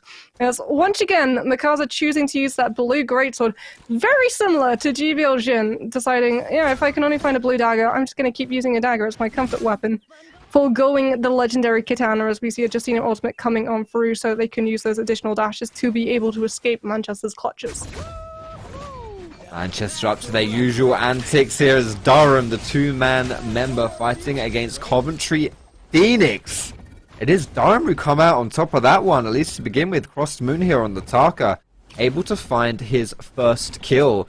Now trying to buy a little bit of time as that Chanhai in the Titan form is putting out a bit of deeps as well. Is going to get that grab. Does pick up Tarka, but it's not really enough as the rest of Coventry has fallen. It's just a pure 1v1 now. Tarka versus Monk. Monk is going to come out of his transform phase, and now Curse Moon should be able to find a relatively easy kill here onto Ashavi. He will be next. He will be falling down, but no, maybe not. Maybe I've spoken too soon. Ashavi, one more hit will do it. Curse Moon is so incredibly low, and he is going to fall. What a turnaround there. For the world, though. Luffer has seen that commotion, and they're coming in for the third party. Oh, no. Ashavi did so much to try and win that fight. It was so smart as well for Durham, because they knew when that transformation comes on through for the Monk, it's literally scare tactics. They're trying to spook them away so that they can drop the ultimate early and get the resurrection on their two down teammates. So the Tarka literally just keeps fighting, so that the Monk is locked in and can't actually go for that revive. But the fight takes too long. And as a result, even though Ashafi is able to find the kill, Loughborough sense a commotion, Karma calling, and knock one kill out. There it is, the third party. Biggest enemy of these spread out fights. You just know, with there's so many other players, there's 16 teams, most team having 3 players alongside them. It's a lot of players coming through. You can see 38 people are alive right now. There's a good chance, if you're fighting a team, you're going to find someone else. And that's just not a situation you want to be in. Third partying always favors the team coming through to play spoiler. Spinach, what are you doing? He's running circles around Demonford's Fluffy at the moment. Oh, he got Finally, grabbed, the though. grab is there, but it's not in time. They're not actually able to stay in the transformation long enough to get the ground slam, so the stagger doesn't come through, and Spinach is able to finish off the job with that legendary katana that Mikasa was able to find so early over towards Shipwreck Cove. Beautiful. UAM just playing with their food right here. Something that we have seen a fair amount, if we're going to be honest. They know that on an individual level, that these other teams don't really stand much of a chance, especially in a 3 versus 1. Fluffy there, just completely without hope, and just dancing around while Spinach able to pick up that kill as well. Swapping over now to University of Warwick. Sir Scrub, I would say outside of... He's probably one of the most individually talented players that we have here in the University Invitational. He's always... You can just see by his movement and the way he plays the game, he knows what he's doing and he's able to make some plays happen. I don't see where he is in comparison to his teammates here. Kind of looks like he's on a bit of a solo mission, though his team is still alive. Is going to ring that bell and try and see if there's anyone knocking about for him to try and pick out here. I'm a bit surprised that he is on such a solo mission, though, when the rest of his team is... he's got a good... he's got a good trios comp, he's not necessarily playing that zipping to run around and be all by himself. But not finding anyone just yet. Gonna now walk inside, just escape the circle here, and most likely regroup with the rest of the team. Yeah, Yodo is probably one of the best heroes, ability-wise, to be able to sort of just scavenge around the edges of the zone, see if there's any outliers, any stragglers, anyone who might potentially have lost a couple of players. But we are actually going to see they're being challenged! University of Manchester actually going to have to take a fight in Gate of Yang, and it is actually going to be Staffordshire. All 3 of their players up and alive. The gate falls, the action begins, swaps to the cannon to chunk away at the health pool. As we see the dual blade start to come through and close up the distance. Viper ultimate for Staffordshire actually going to be able to try and connect onto some of these members from Manchester. The Decatur ultimate is good. It throws up 3 of the players. Ocean gets a lot of damage off of the back of those, but there's the Karumi ultimate to be able to make sure that all of Manchester are going to be able to survive. They've isolated out 1 member from Staffordshire. They're trying to finish off the job. The ultimate's now not going to be able to peel Staffordshire's locations away, and as a result it is just going to be hunting down those lone members who have split off a little bit further. Tarker ultimate to Eli Spinach to get up close and personal, and that's going to be University of Manchester finishing things off in style. It looks like a good start there for Staffordshire. Good combo of their ultimates, making University of Manchester sweat just a tad, but coming out on top, able to get access to that Morris Blessing and the buff of their choice at the end of it as well. Now, just because Staffordshire died there doesn't mean that they're completely donezo, but they are going to have to pick a fight. If they don't kill someone within 4 minutes, then they will be completely donezo, and that's... It's individual too. You all individually need to use a Soul Bloom to be able to get that Yang depletion to find 3 kills. They need to wipe a team essentially, or in 4 minutes time they will be wiped themselves. Speaking of, though, University of Liverpool, Simon is going to fall down. It was Warwick able to contest the top side. It is the Kratos customization. There it is, we found it. Before broadcast, we were some of the customizations we've seen, and I was like, yeah. It's the tumult coming through as Kratos. It tends to be the Kratos tummy is like one of the most popular, and there it is. Nova's going to be rocking it. Very good. See if he can channel his God of War violence and brutality here onto his opponents here on the Morris Isle. He is looking to do so, as it is with Meow for the University of Liverpool being quite out of position. Man who likes to hide around top of the trees, in the bushes, try and play as passive as he can and finish as high as he can and still get some points for his team based on those positional rankings. Isn't going to be able to do so this time around here. Is gonna fall instead. Game number 7. Limau has been brought down. University of Liverpool not gonna be good out of that one. That's gonna suck for them as Warwick add more kills to their tally. 5 in total right now. Looks to be playing more of like a standard game that you would expect, honestly, coming out of NARAKA, being a bit more kind of cerebral about things. But I do wonder in this kind of climate, in the University Invitational, if that is like the optimal strategy, because I feel like these guys, you know, they're good enough, they're talented enough to just be running around and killing everyone that isn't named University of Manchester. But they may be just be missing out on some of those kills. Having said that, of course, Warwick now finding the Montfort University is Sir Scrub right now, all by himself, but he does have teammates off to the side who will be joining in. Nova coming through here, the God of War himself, laying down the pain. Sir Scrub has managed to survive long enough for his team to come through and help him out. As we've got a third party as well, it's Lancaster University looking for some action in on this one. The Sandstorm coming through from Nova is going to do a little bit of work on this. Sir Scrub having to run away, as it is Voxus from Lancaster looking to try and make the pain happen, but it is just going to be the reset from both squads, it looks like, instead. And all's done when is said. Yeah, it's a good wish and TP, honestly, for them. As unfortunately, Nova, it was a good Temi ultimate to try and isolate out some of those members and catch them on the disengage. Now, the fact that even if you're in the middle of it, you still take that slow effect. But the Yoda ultimate comes on for to try and counter the Temi, and he's not able to tap dodge out of the first slash, so he gets stuck in that stagger animation. As it is now going to be University of Manchester trying not to get stuck in the Viper ultimate. Mikasa gets stunned. The pylon from the follow-up is that Yoda ultimate trying to take this Karumi down, but the ultimate is going to make sure that Mikasa stays alive a little bit longer. Eats the first and second slash, takes the full Takeda ultimate, thrown up into the air so low, but it's still playing inside of their ult. Swaps over to that great ult, but a second Viper ultimate is actually going to force them to disengage. The Taka ult has been actually popped to try and allow Mikasa to be able to break away, but Staffordshire are relentless in the hunt. The parry is gorgeous from Mikasa, catches the Viper in the middle of the hut where there is no room to be able to distance yourself from the charged up left click follow through. And Mikasa, as a result, is able to turn the fight around, but it looked hairy for Manchester.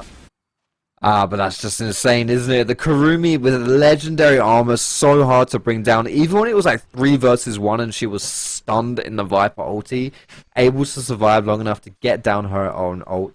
And just didn't have the damage to push through all of that. So unfortunately, for the other teams, University of Manchester are going to come out on top of that one. Staffordshire doing their best, not quite able to find it.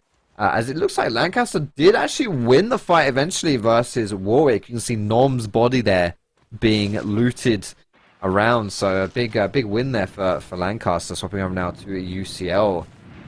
Just hopping around here, seeing if they can find any more loot. Only 3 kills for these guys. Probably trying to find a little bit more as we approach the mid-game here. Oh, they're going for gate?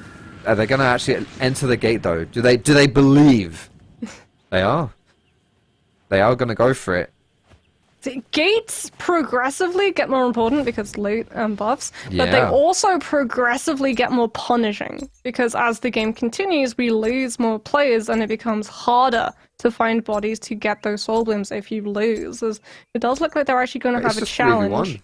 I think it's just 3v1. It's just going to be a 3 versus 1. It's this a is 3v1 really with unfortunate. Mikasa. Who's your money on? I mean, Mikasa's extremely exceptional. Comes in with that legendary armor, so padded out for the health. Immediately going to actually use that ultimate, try to recover, but Mikasa is just being absolutely juggled between every member of UCL.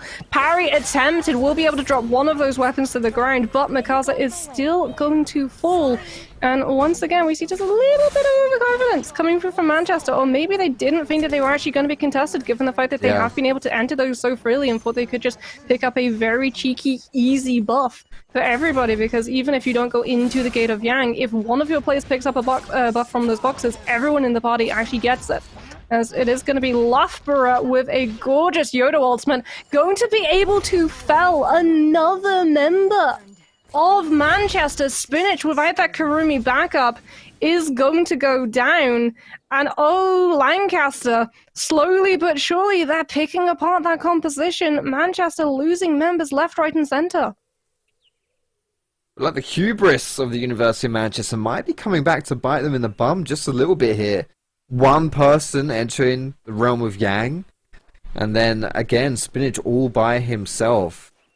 Not too hot right here, and they are both going to be felled by full squads that they come up against. I do believe, honestly, from Mikasa's standpoint, I don't think he expected another team to enter the realm. Yeah, And it's so really the first time they've probably been challenged for one of those gates. Yeah, so it was maybe a bit greedy on that one, but well done for UCL to go through and, you know, bring that challenge down to Mikasa. It wasn't even really that close either. UCL were able to get a really nice fight off of that, as you would expect, honestly, in a 3 versus 1. As now it is UCL again up against University of Manchester. This time all of Manchester are up and around, looking to get some revenge from Mikasa, who does get parried here by Garrus, and the Bane's Breath coming through as well, but I'm not sure UCL are definitely absolutely going to disengage from this one. Wasn't the fight that they wanted to take in the end, and University of Manchester, as mentioned, are going to get the revenge there for Mikasa, and the thumbs up as well, just for good measure. They're going to get the revive onto Mikasa, as well as it was actually Manchester's Bane's Breath Yeah. that they dropped to be able to secure themselves victory against UCL, as they had to backtrack and pick Spinach up, as well as drop one of those members of UCL so that Mikasa was able to indulge in one of those soul blooms and drop the Yang depletion. So it is going to be a full trio of Manchester as we look at our last 22 players standing alive in this lobby at the moment. Monk composition. Not the typical Monk composition that we tend to see coming on out for Manchester Met, as they are running that TN, but really the support that they're going to get, the heal is going to be from that Z thing, and I mean the ultimate is great for that. The AoE, if you're running the third version, does go out to all of your members, but otherwise it's not the same thing as the Kurumi Tava or the Kurumi healing, which just pumps out so much, and you don't really have a Yui or a Temi to be able to cover when the transformation drops. Instead you're relying on a Viper stun, setting up your Monk to be able to grab everyone who gets stunned and finishing the fight in the ultimate form rather than what comes after. So it really is going to be down to Manchester Met getting the aggressive plays if that composition is going to work out, as it is going to be Manchester Met running in to that Temi ultimate.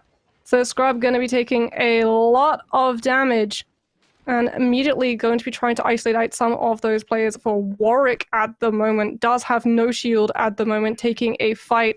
As we see, that's the transformation coming on through for Chick Fick, trying to find a grab potentially onto Sir Scrub, who's been staying alive a little bit longer, I think, than this squad was expecting.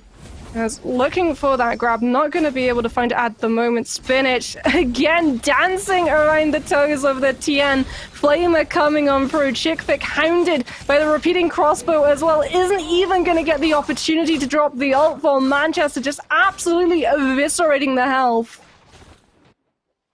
University of Manchester doing what University of Manchester does best, and this time it is their fellow Mancunian brethren gonna be falling down as their prey. Manchester Met there taking the L on that one. Spinach really likes fighting those not Temis, excuse me, the Tianhais, and just dancing around the Titan form and just being unhittable, unkillable.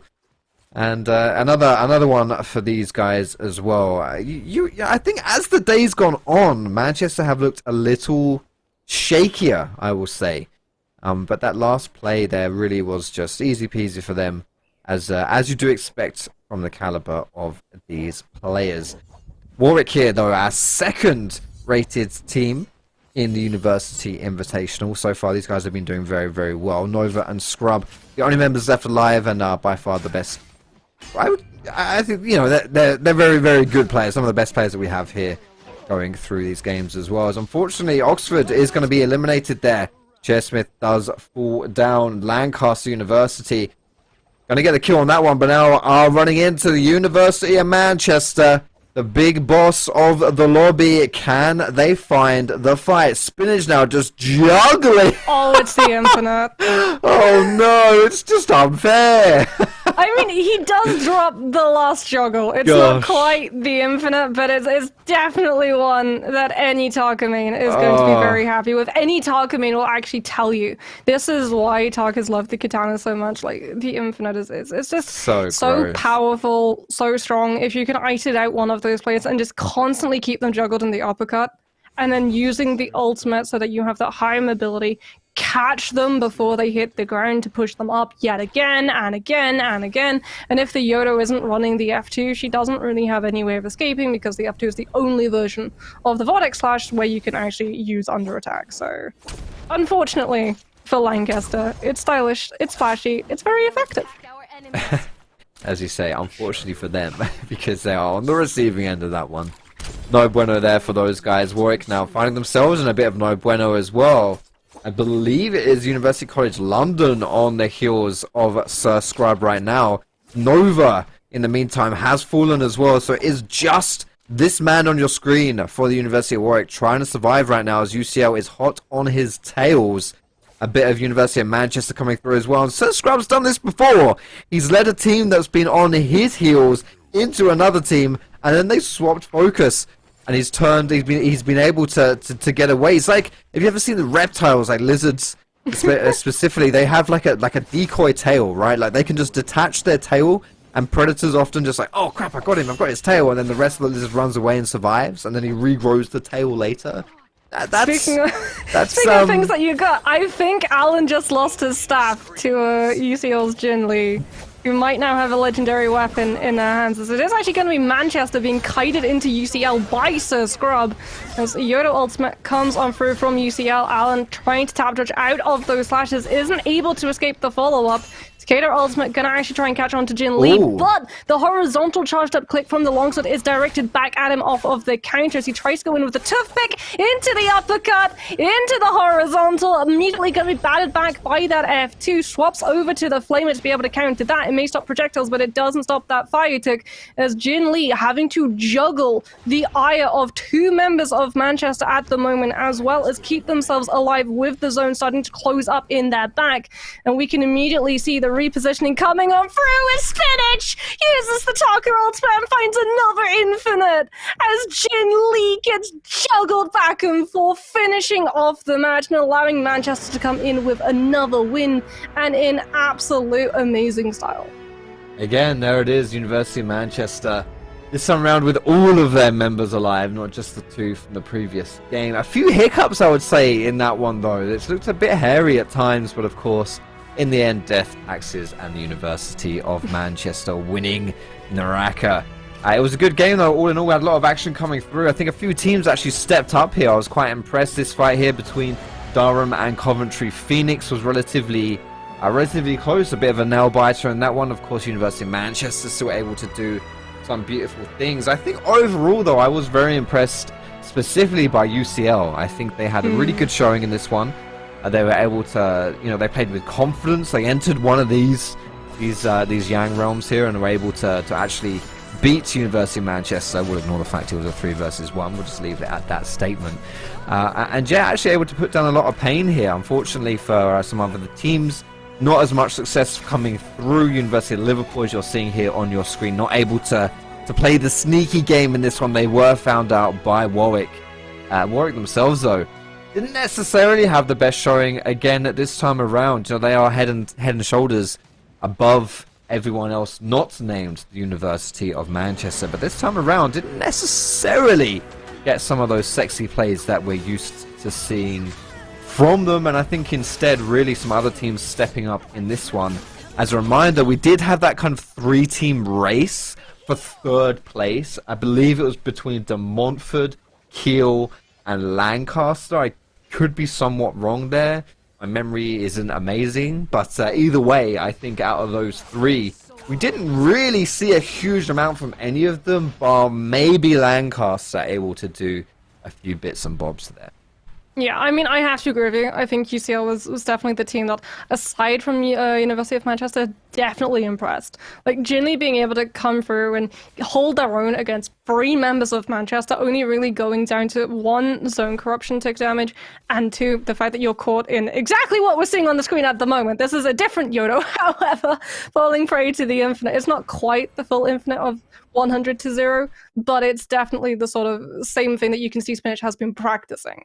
And that really does go to show how strong a target they are. But Jin Lee on that Yoda being able to not just use the ultimate to try to keep themselves alive for as long as possible, but actually being able to cycle into another F2 to keep them away and force them to actually swap onto that flamer does show that Manchester struggled to bring that Yoda down in the end. Yeah, absolutely. Let's take a look at the leaderboard so far here with our 3rd game of the day under wraps. Only 1 more game left to go. 200 kills being eclipsed now by the University of Manchester. I remember when they reached 100 kills at the end of 4 games last week and being like, oh my goodness, that's insane. They've already hit 200 kills in 7 games this time around. Absolutely ridiculous stuff. You can see Warwick as well. Really just smashing things in number 2. But you can see Staffordshire not really able to do too much. I was wrong there. It wasn't Lancaster, it was Staffordshire as that 3rd team fighting for the 3rd spot. Kiel and De Montfort able to get a bunch of points there, so they're still kind of in the running. Staffordshire, though, coming into our last game, our final game here that we'll be showing soon, really have to step up if they want to keep their, in the run for that 3rd spot. And maybe some dark horses actually on the outside looking in. That might be knocking on the door of number 3 as well. We'll have to see as we get into that last game, which will be coming up very shortly. We're taking a little bit of a break, and then we'll be back on Holoroth for game number 4.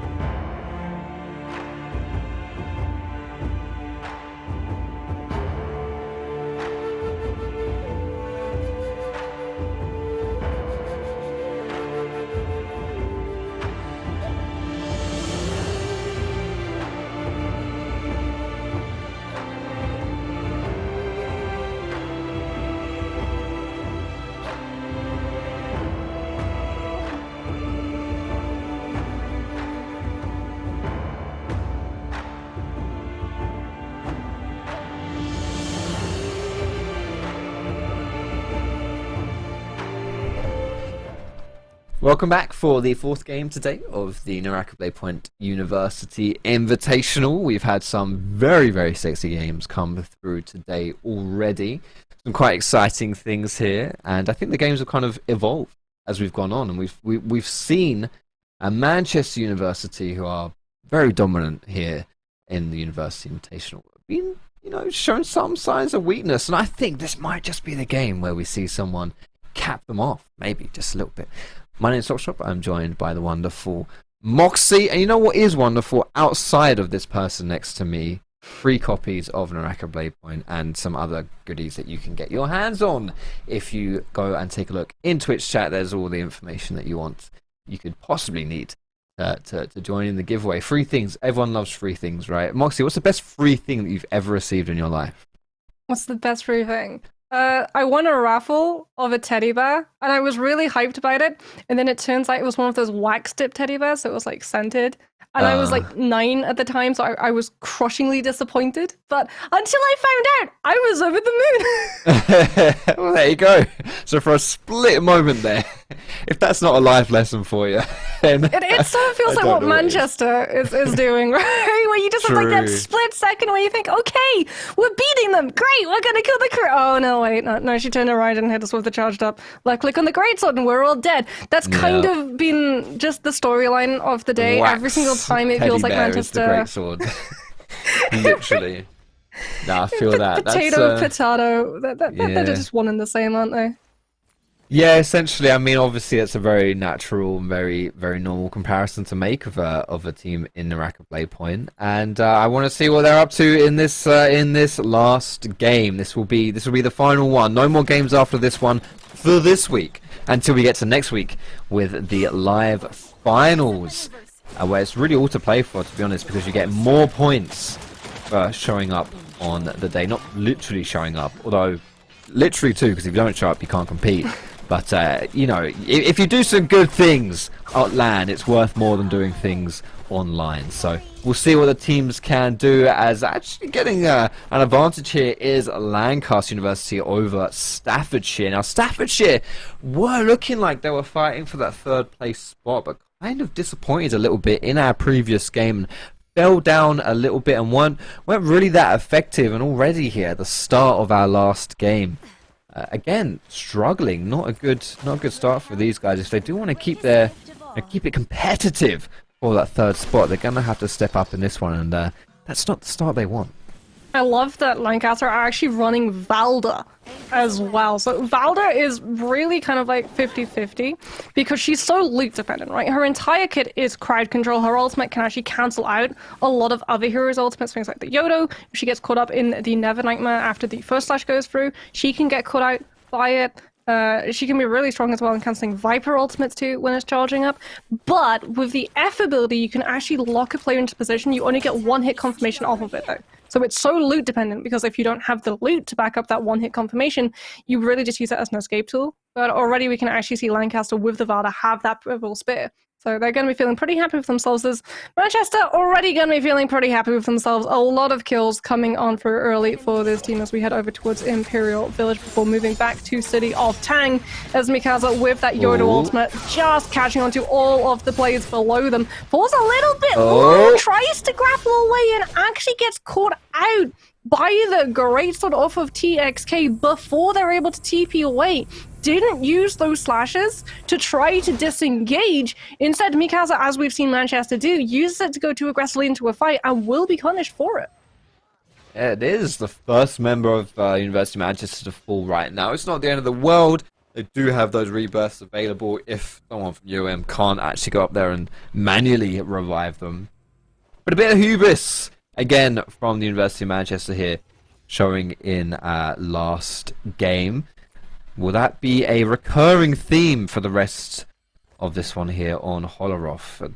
Have seen them getting punished a little bit more. I think, to be honest though, I don't just want to say like, yo, Manchester, you're being too greedy, you're being too cocky. I actually do think the other teams have stepped up and actually been quite impressive, and I've really taken it to Manchester, not enabled them to simply run circles around the rest of the team. So kudos to them.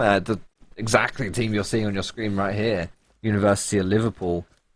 you know, haven't necessarily been able to do too much in the fighting standpoint of things. I've been pretty good at playing the, you know, like the sneaky game. They just tend to hide around a little bit and try and finish as high as they can, because the way that the points and the scoring work here in NARAKA is it's based off of the amount of kills you get, obviously, but also how late into the game you last compared to the other teams. So Liverpool have been pretty good at just not necessarily fighting people as much, but lasting as long as they can.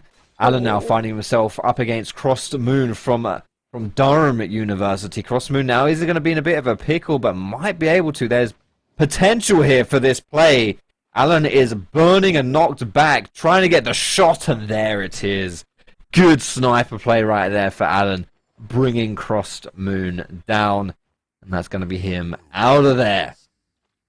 Yeah, Alan actually playing that Tian, but playing it again very lone wolf, away from those other players of Manchester, is able to come in with that purple dagger and manage to catch on to the right click charged up to be able to just mince the shielding, bait out that target. F ability does actually go for one hit, so they do get redirected back and take a little bit of fire tick damage, but forces the disengage from the target, gets to very quickly swip towards the bow and pick up that kill. As we look at UCL at the moment, legendary nunchucks for their Temi.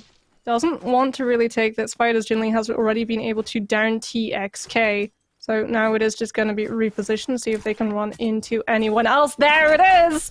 They made it look like they were going to turn a blind eye to that revive, and they actually doubled back to be able to catch out. Gorgeous parry coming on through. Doesn't invest the full meter dump at the moment, has to break that Z-ping bubble first, and it is actually going to be Nottingham losing another of their members. Small Bun, unfortunately, on the Z-ping, not able to survive under the full duress of those legendary nunchucks, does get taken down. And this is what we wanted to see, right? The adaptation, the mind games starting to come through, making it look like you're going to allow that revive to come out before double backing and punishing a player so deep and away from all of the other members of their team trying to find that revive.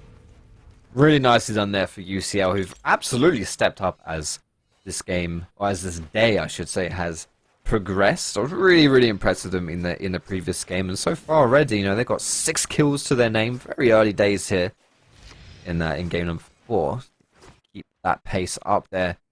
Their equipment would suggest that they're in a good spot to do so, unlike Alan over here, who's grayed out.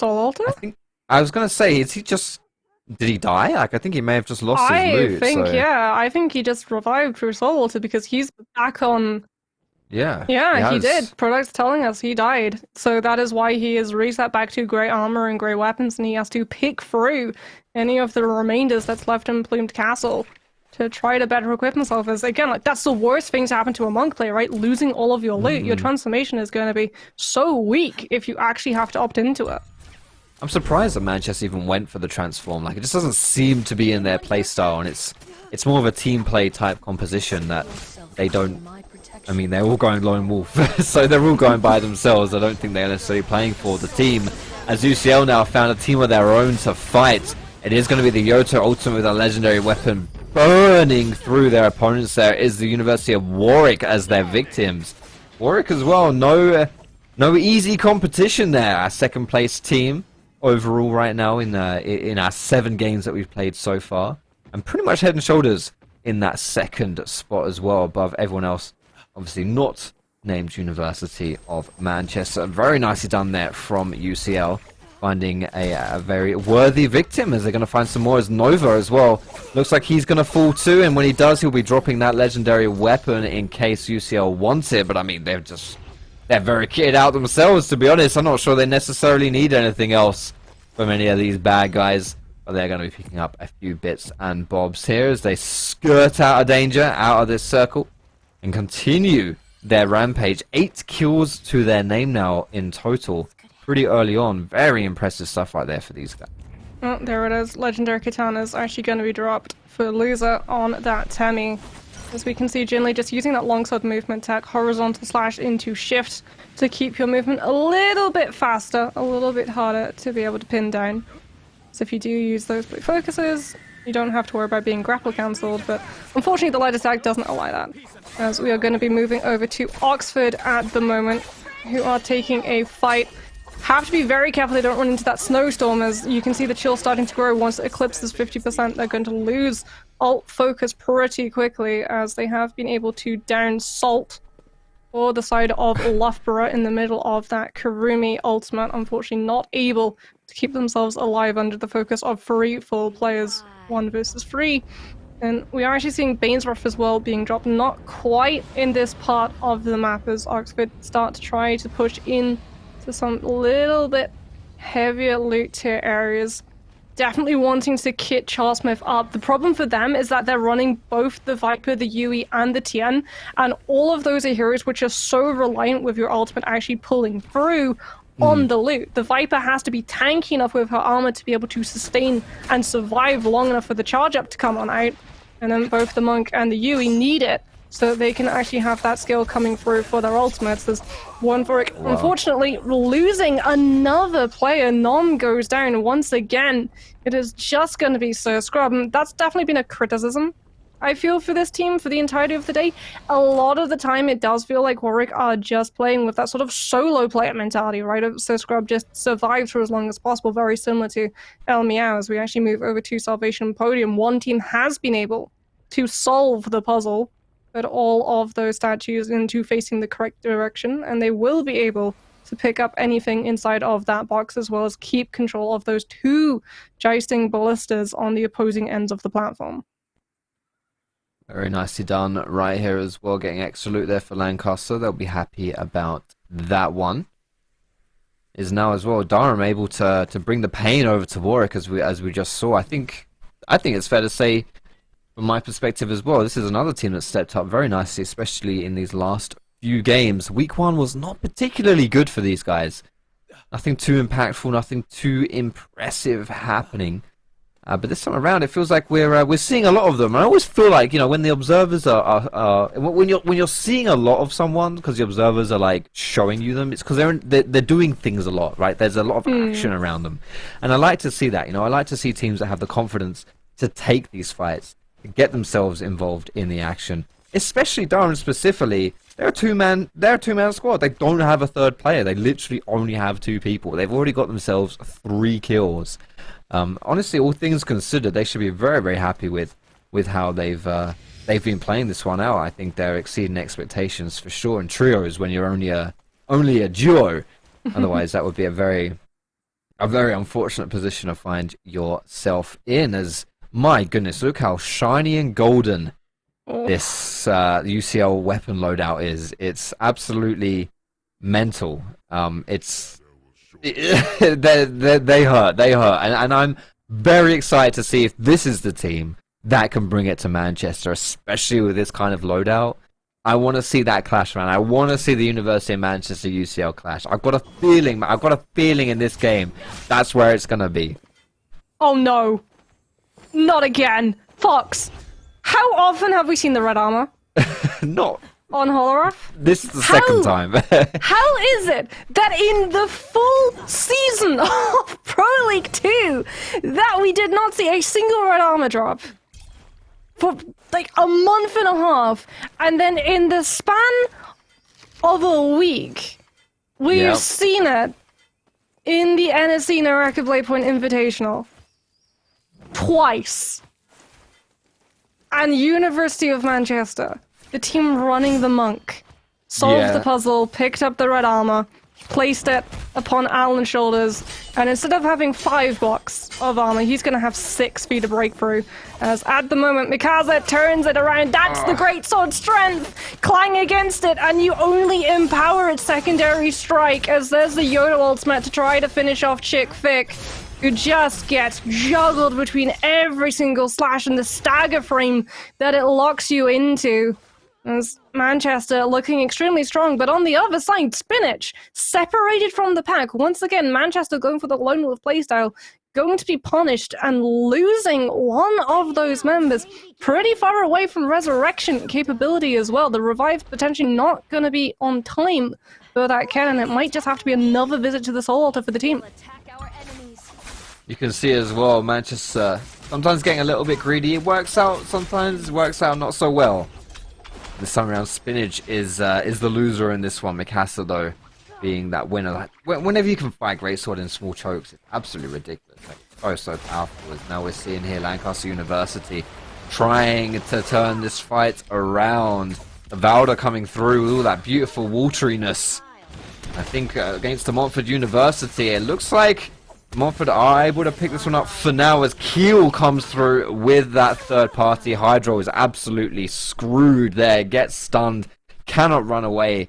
Kiel able to pick up those 3 kills. University Kiel, very nicely done right there. Otherwise been a little bit quiet today, I would argue, but this is very nice for them to get those points up. One of the teams that is really fighting tooth and nail to finish in that top 3. And are certainly in a decent position to do so.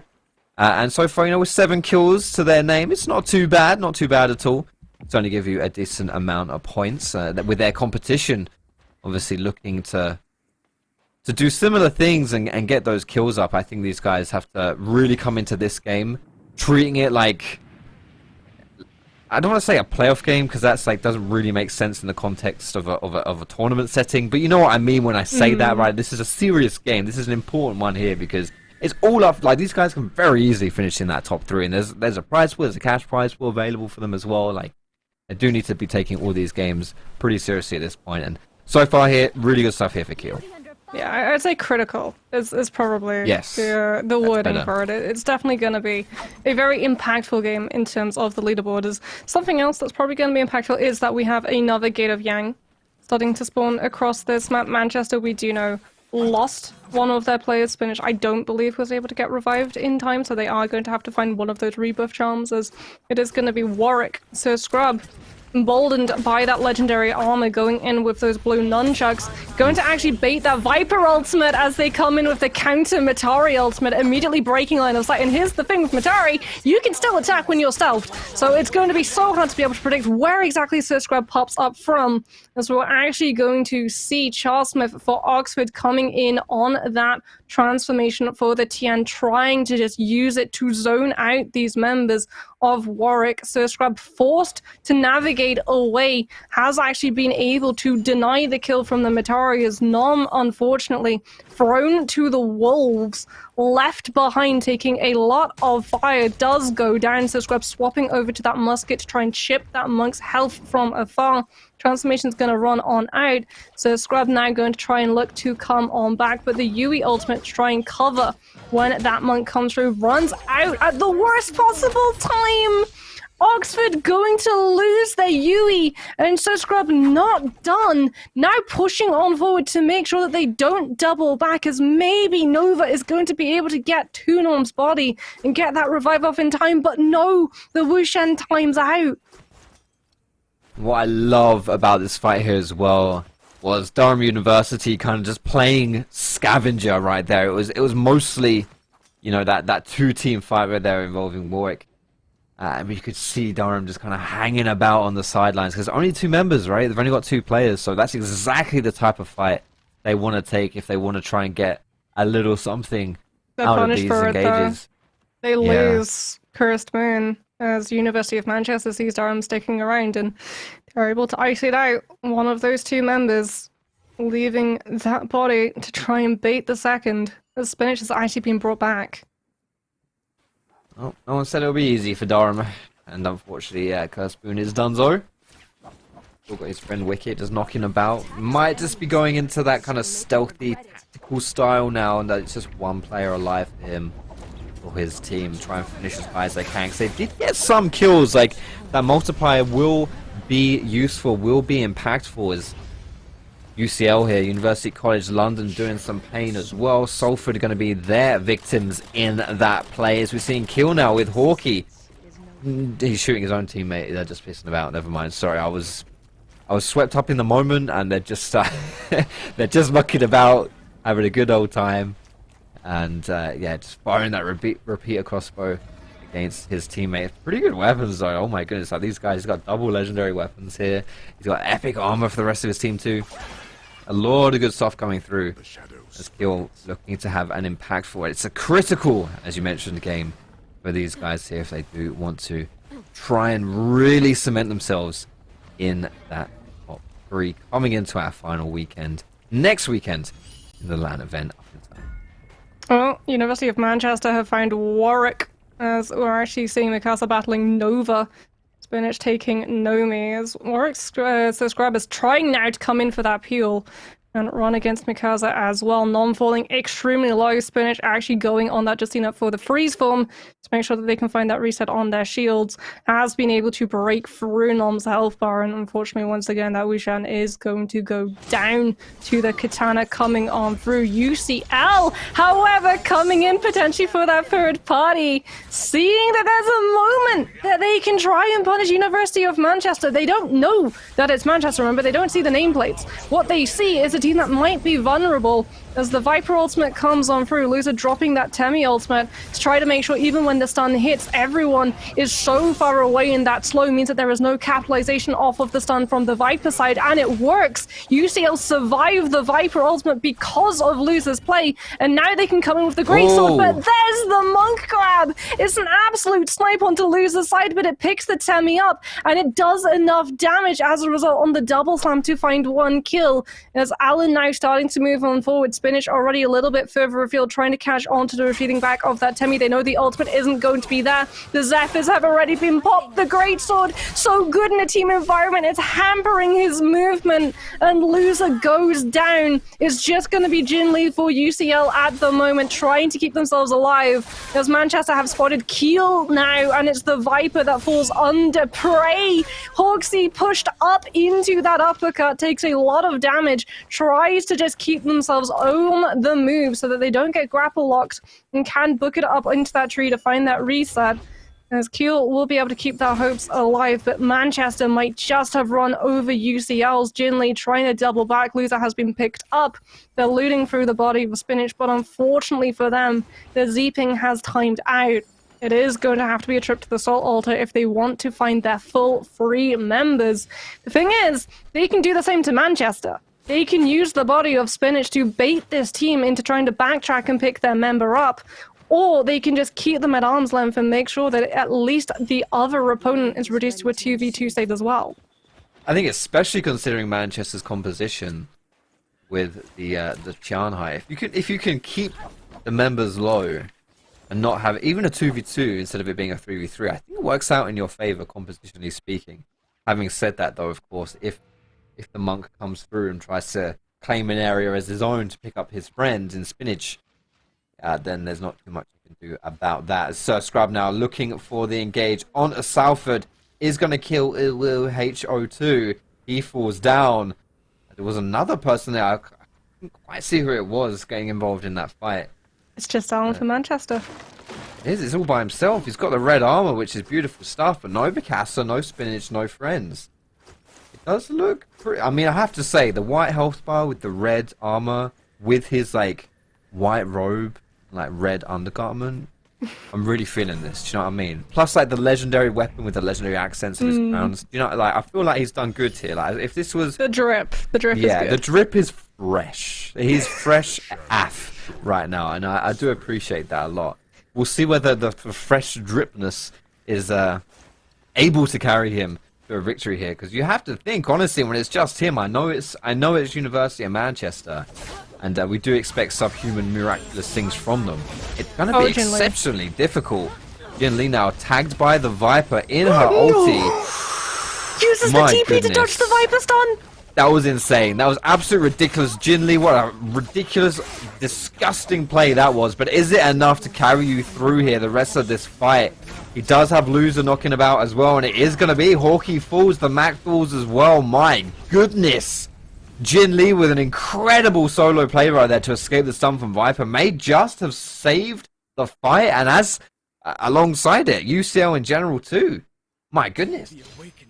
Alan has actually been able to farm ultimate off of these players of Warwick, but gets countered, loses the nunchucks, has to swap over to the dual blades. There's the transformation coming on through to bolster his health bar back up to full, trying to find the grabs, but he is going to be so far out of the zone. He's going to be taking a lot of corruption damage, having to drop it already early on just to try and focus cancel his way back into safety. The bell to keep himself alive longer, but it's happened. Manchester are down. They bit off more than they could chew on this second map of Holoroth, and they are out of the lobby. Another trio is going to be taking the match crown today.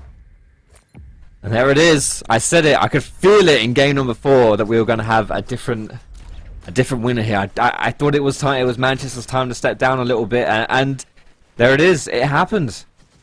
They've looked more and more shaky as the day's gone on. I'm not sure if they got more.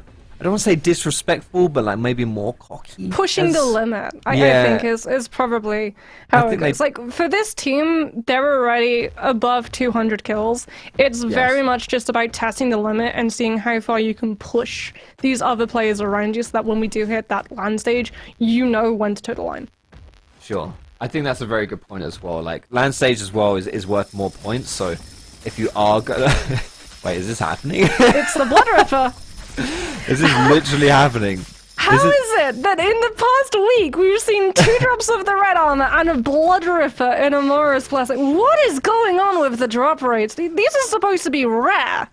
Love that. And it's perfect against Monk in the transform, right? Because he's so chunky. Like, you just stand next to him and you just shred him. Absolutely gross. Really nice stuff. And ooh, loses down though.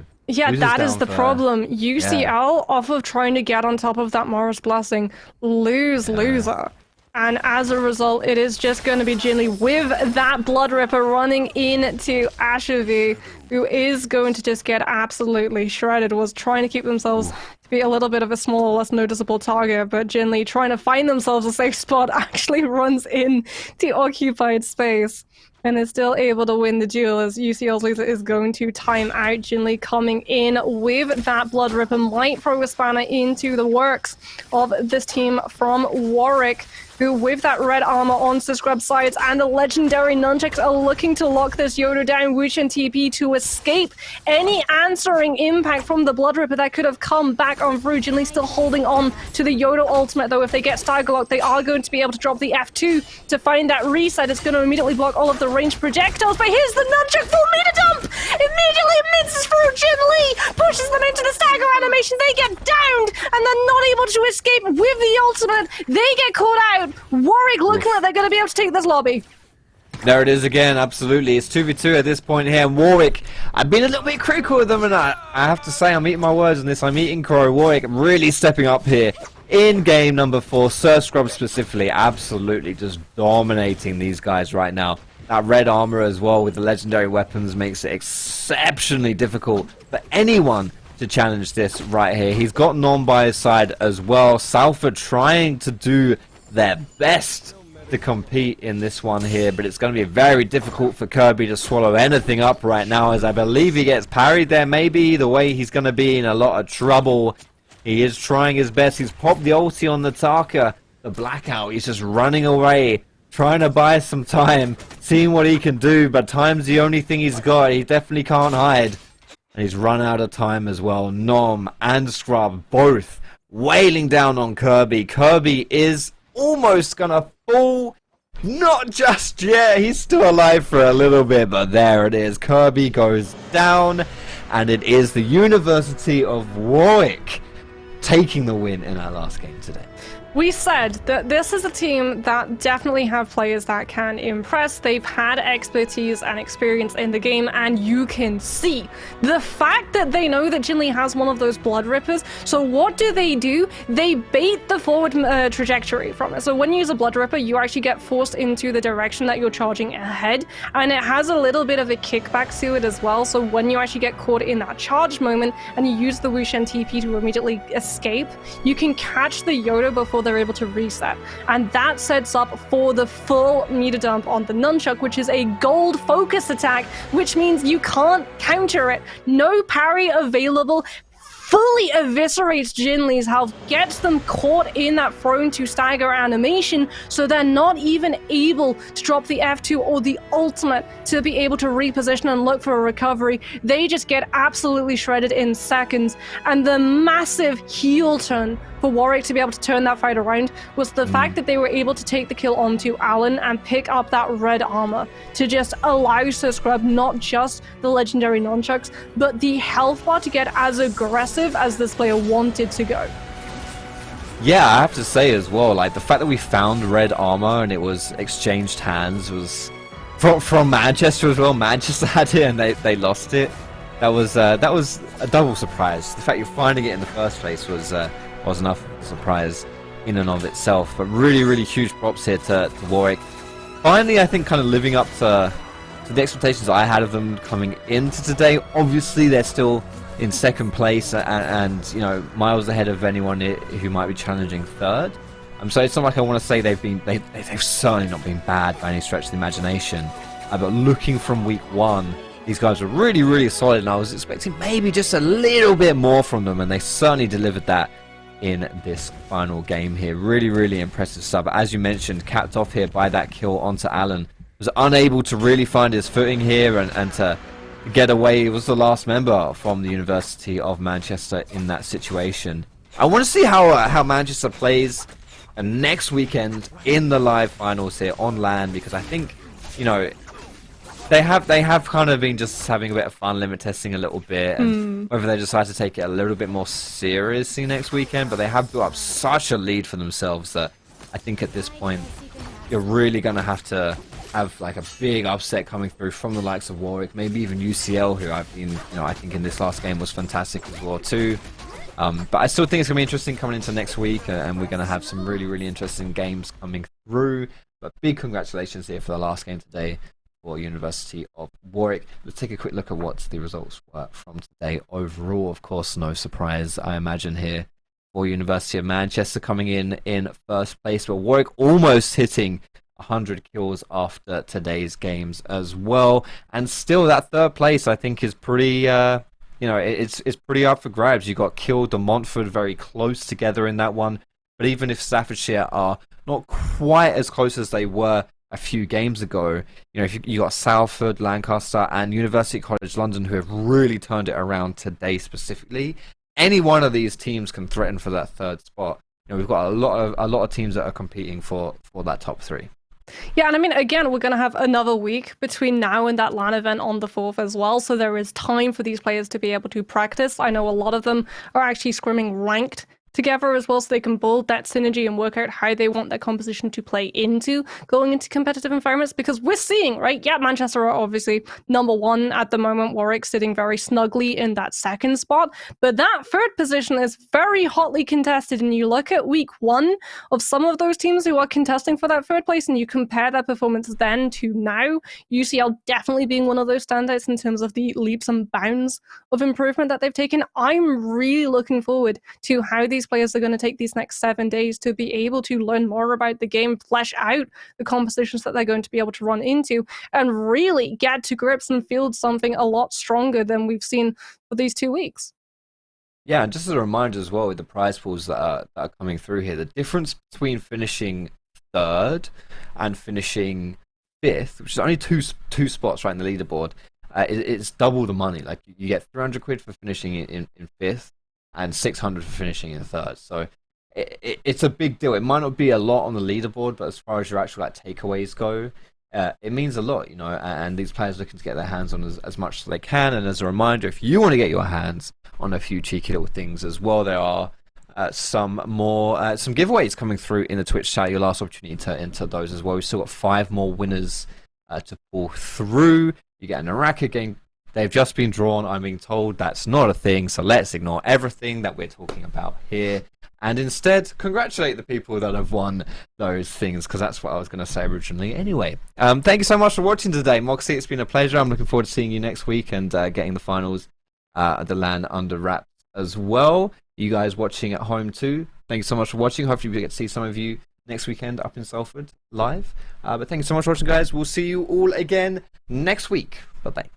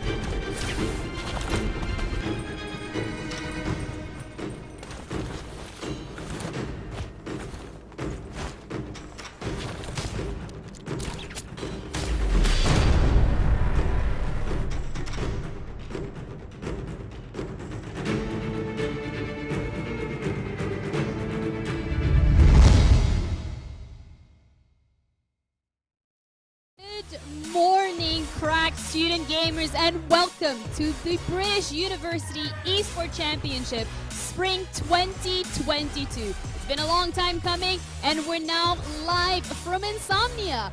We're back bigger than ever. We have so much going on here.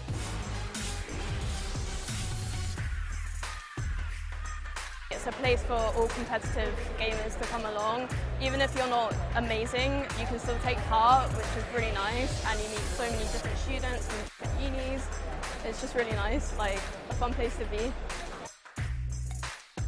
And the NSC, by being at Insomnia, is really amazing. Especially a small, isolated university like Oxford, it's great to meet other students who are into esports.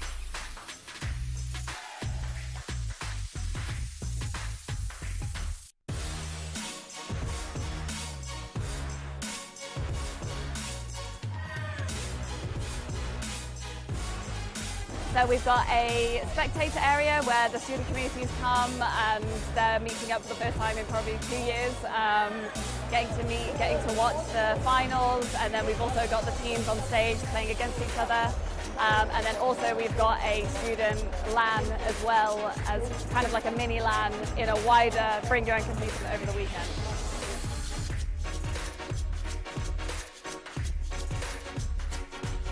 Super grateful for our sponsors. Our headline partner is Intel. We're also partnered with Barclays, Monster Energy, providing loads of Monster Energy to keep everyone fueled over the weekend. PC Specialist, Special Effects, and we're also partnered with Bucks as well. Everyone in the university scene is so welcoming and so lovely. You don't see people like this anywhere else, like in a community together. And it's just all about creating those connections with different people, and it's just really amazing.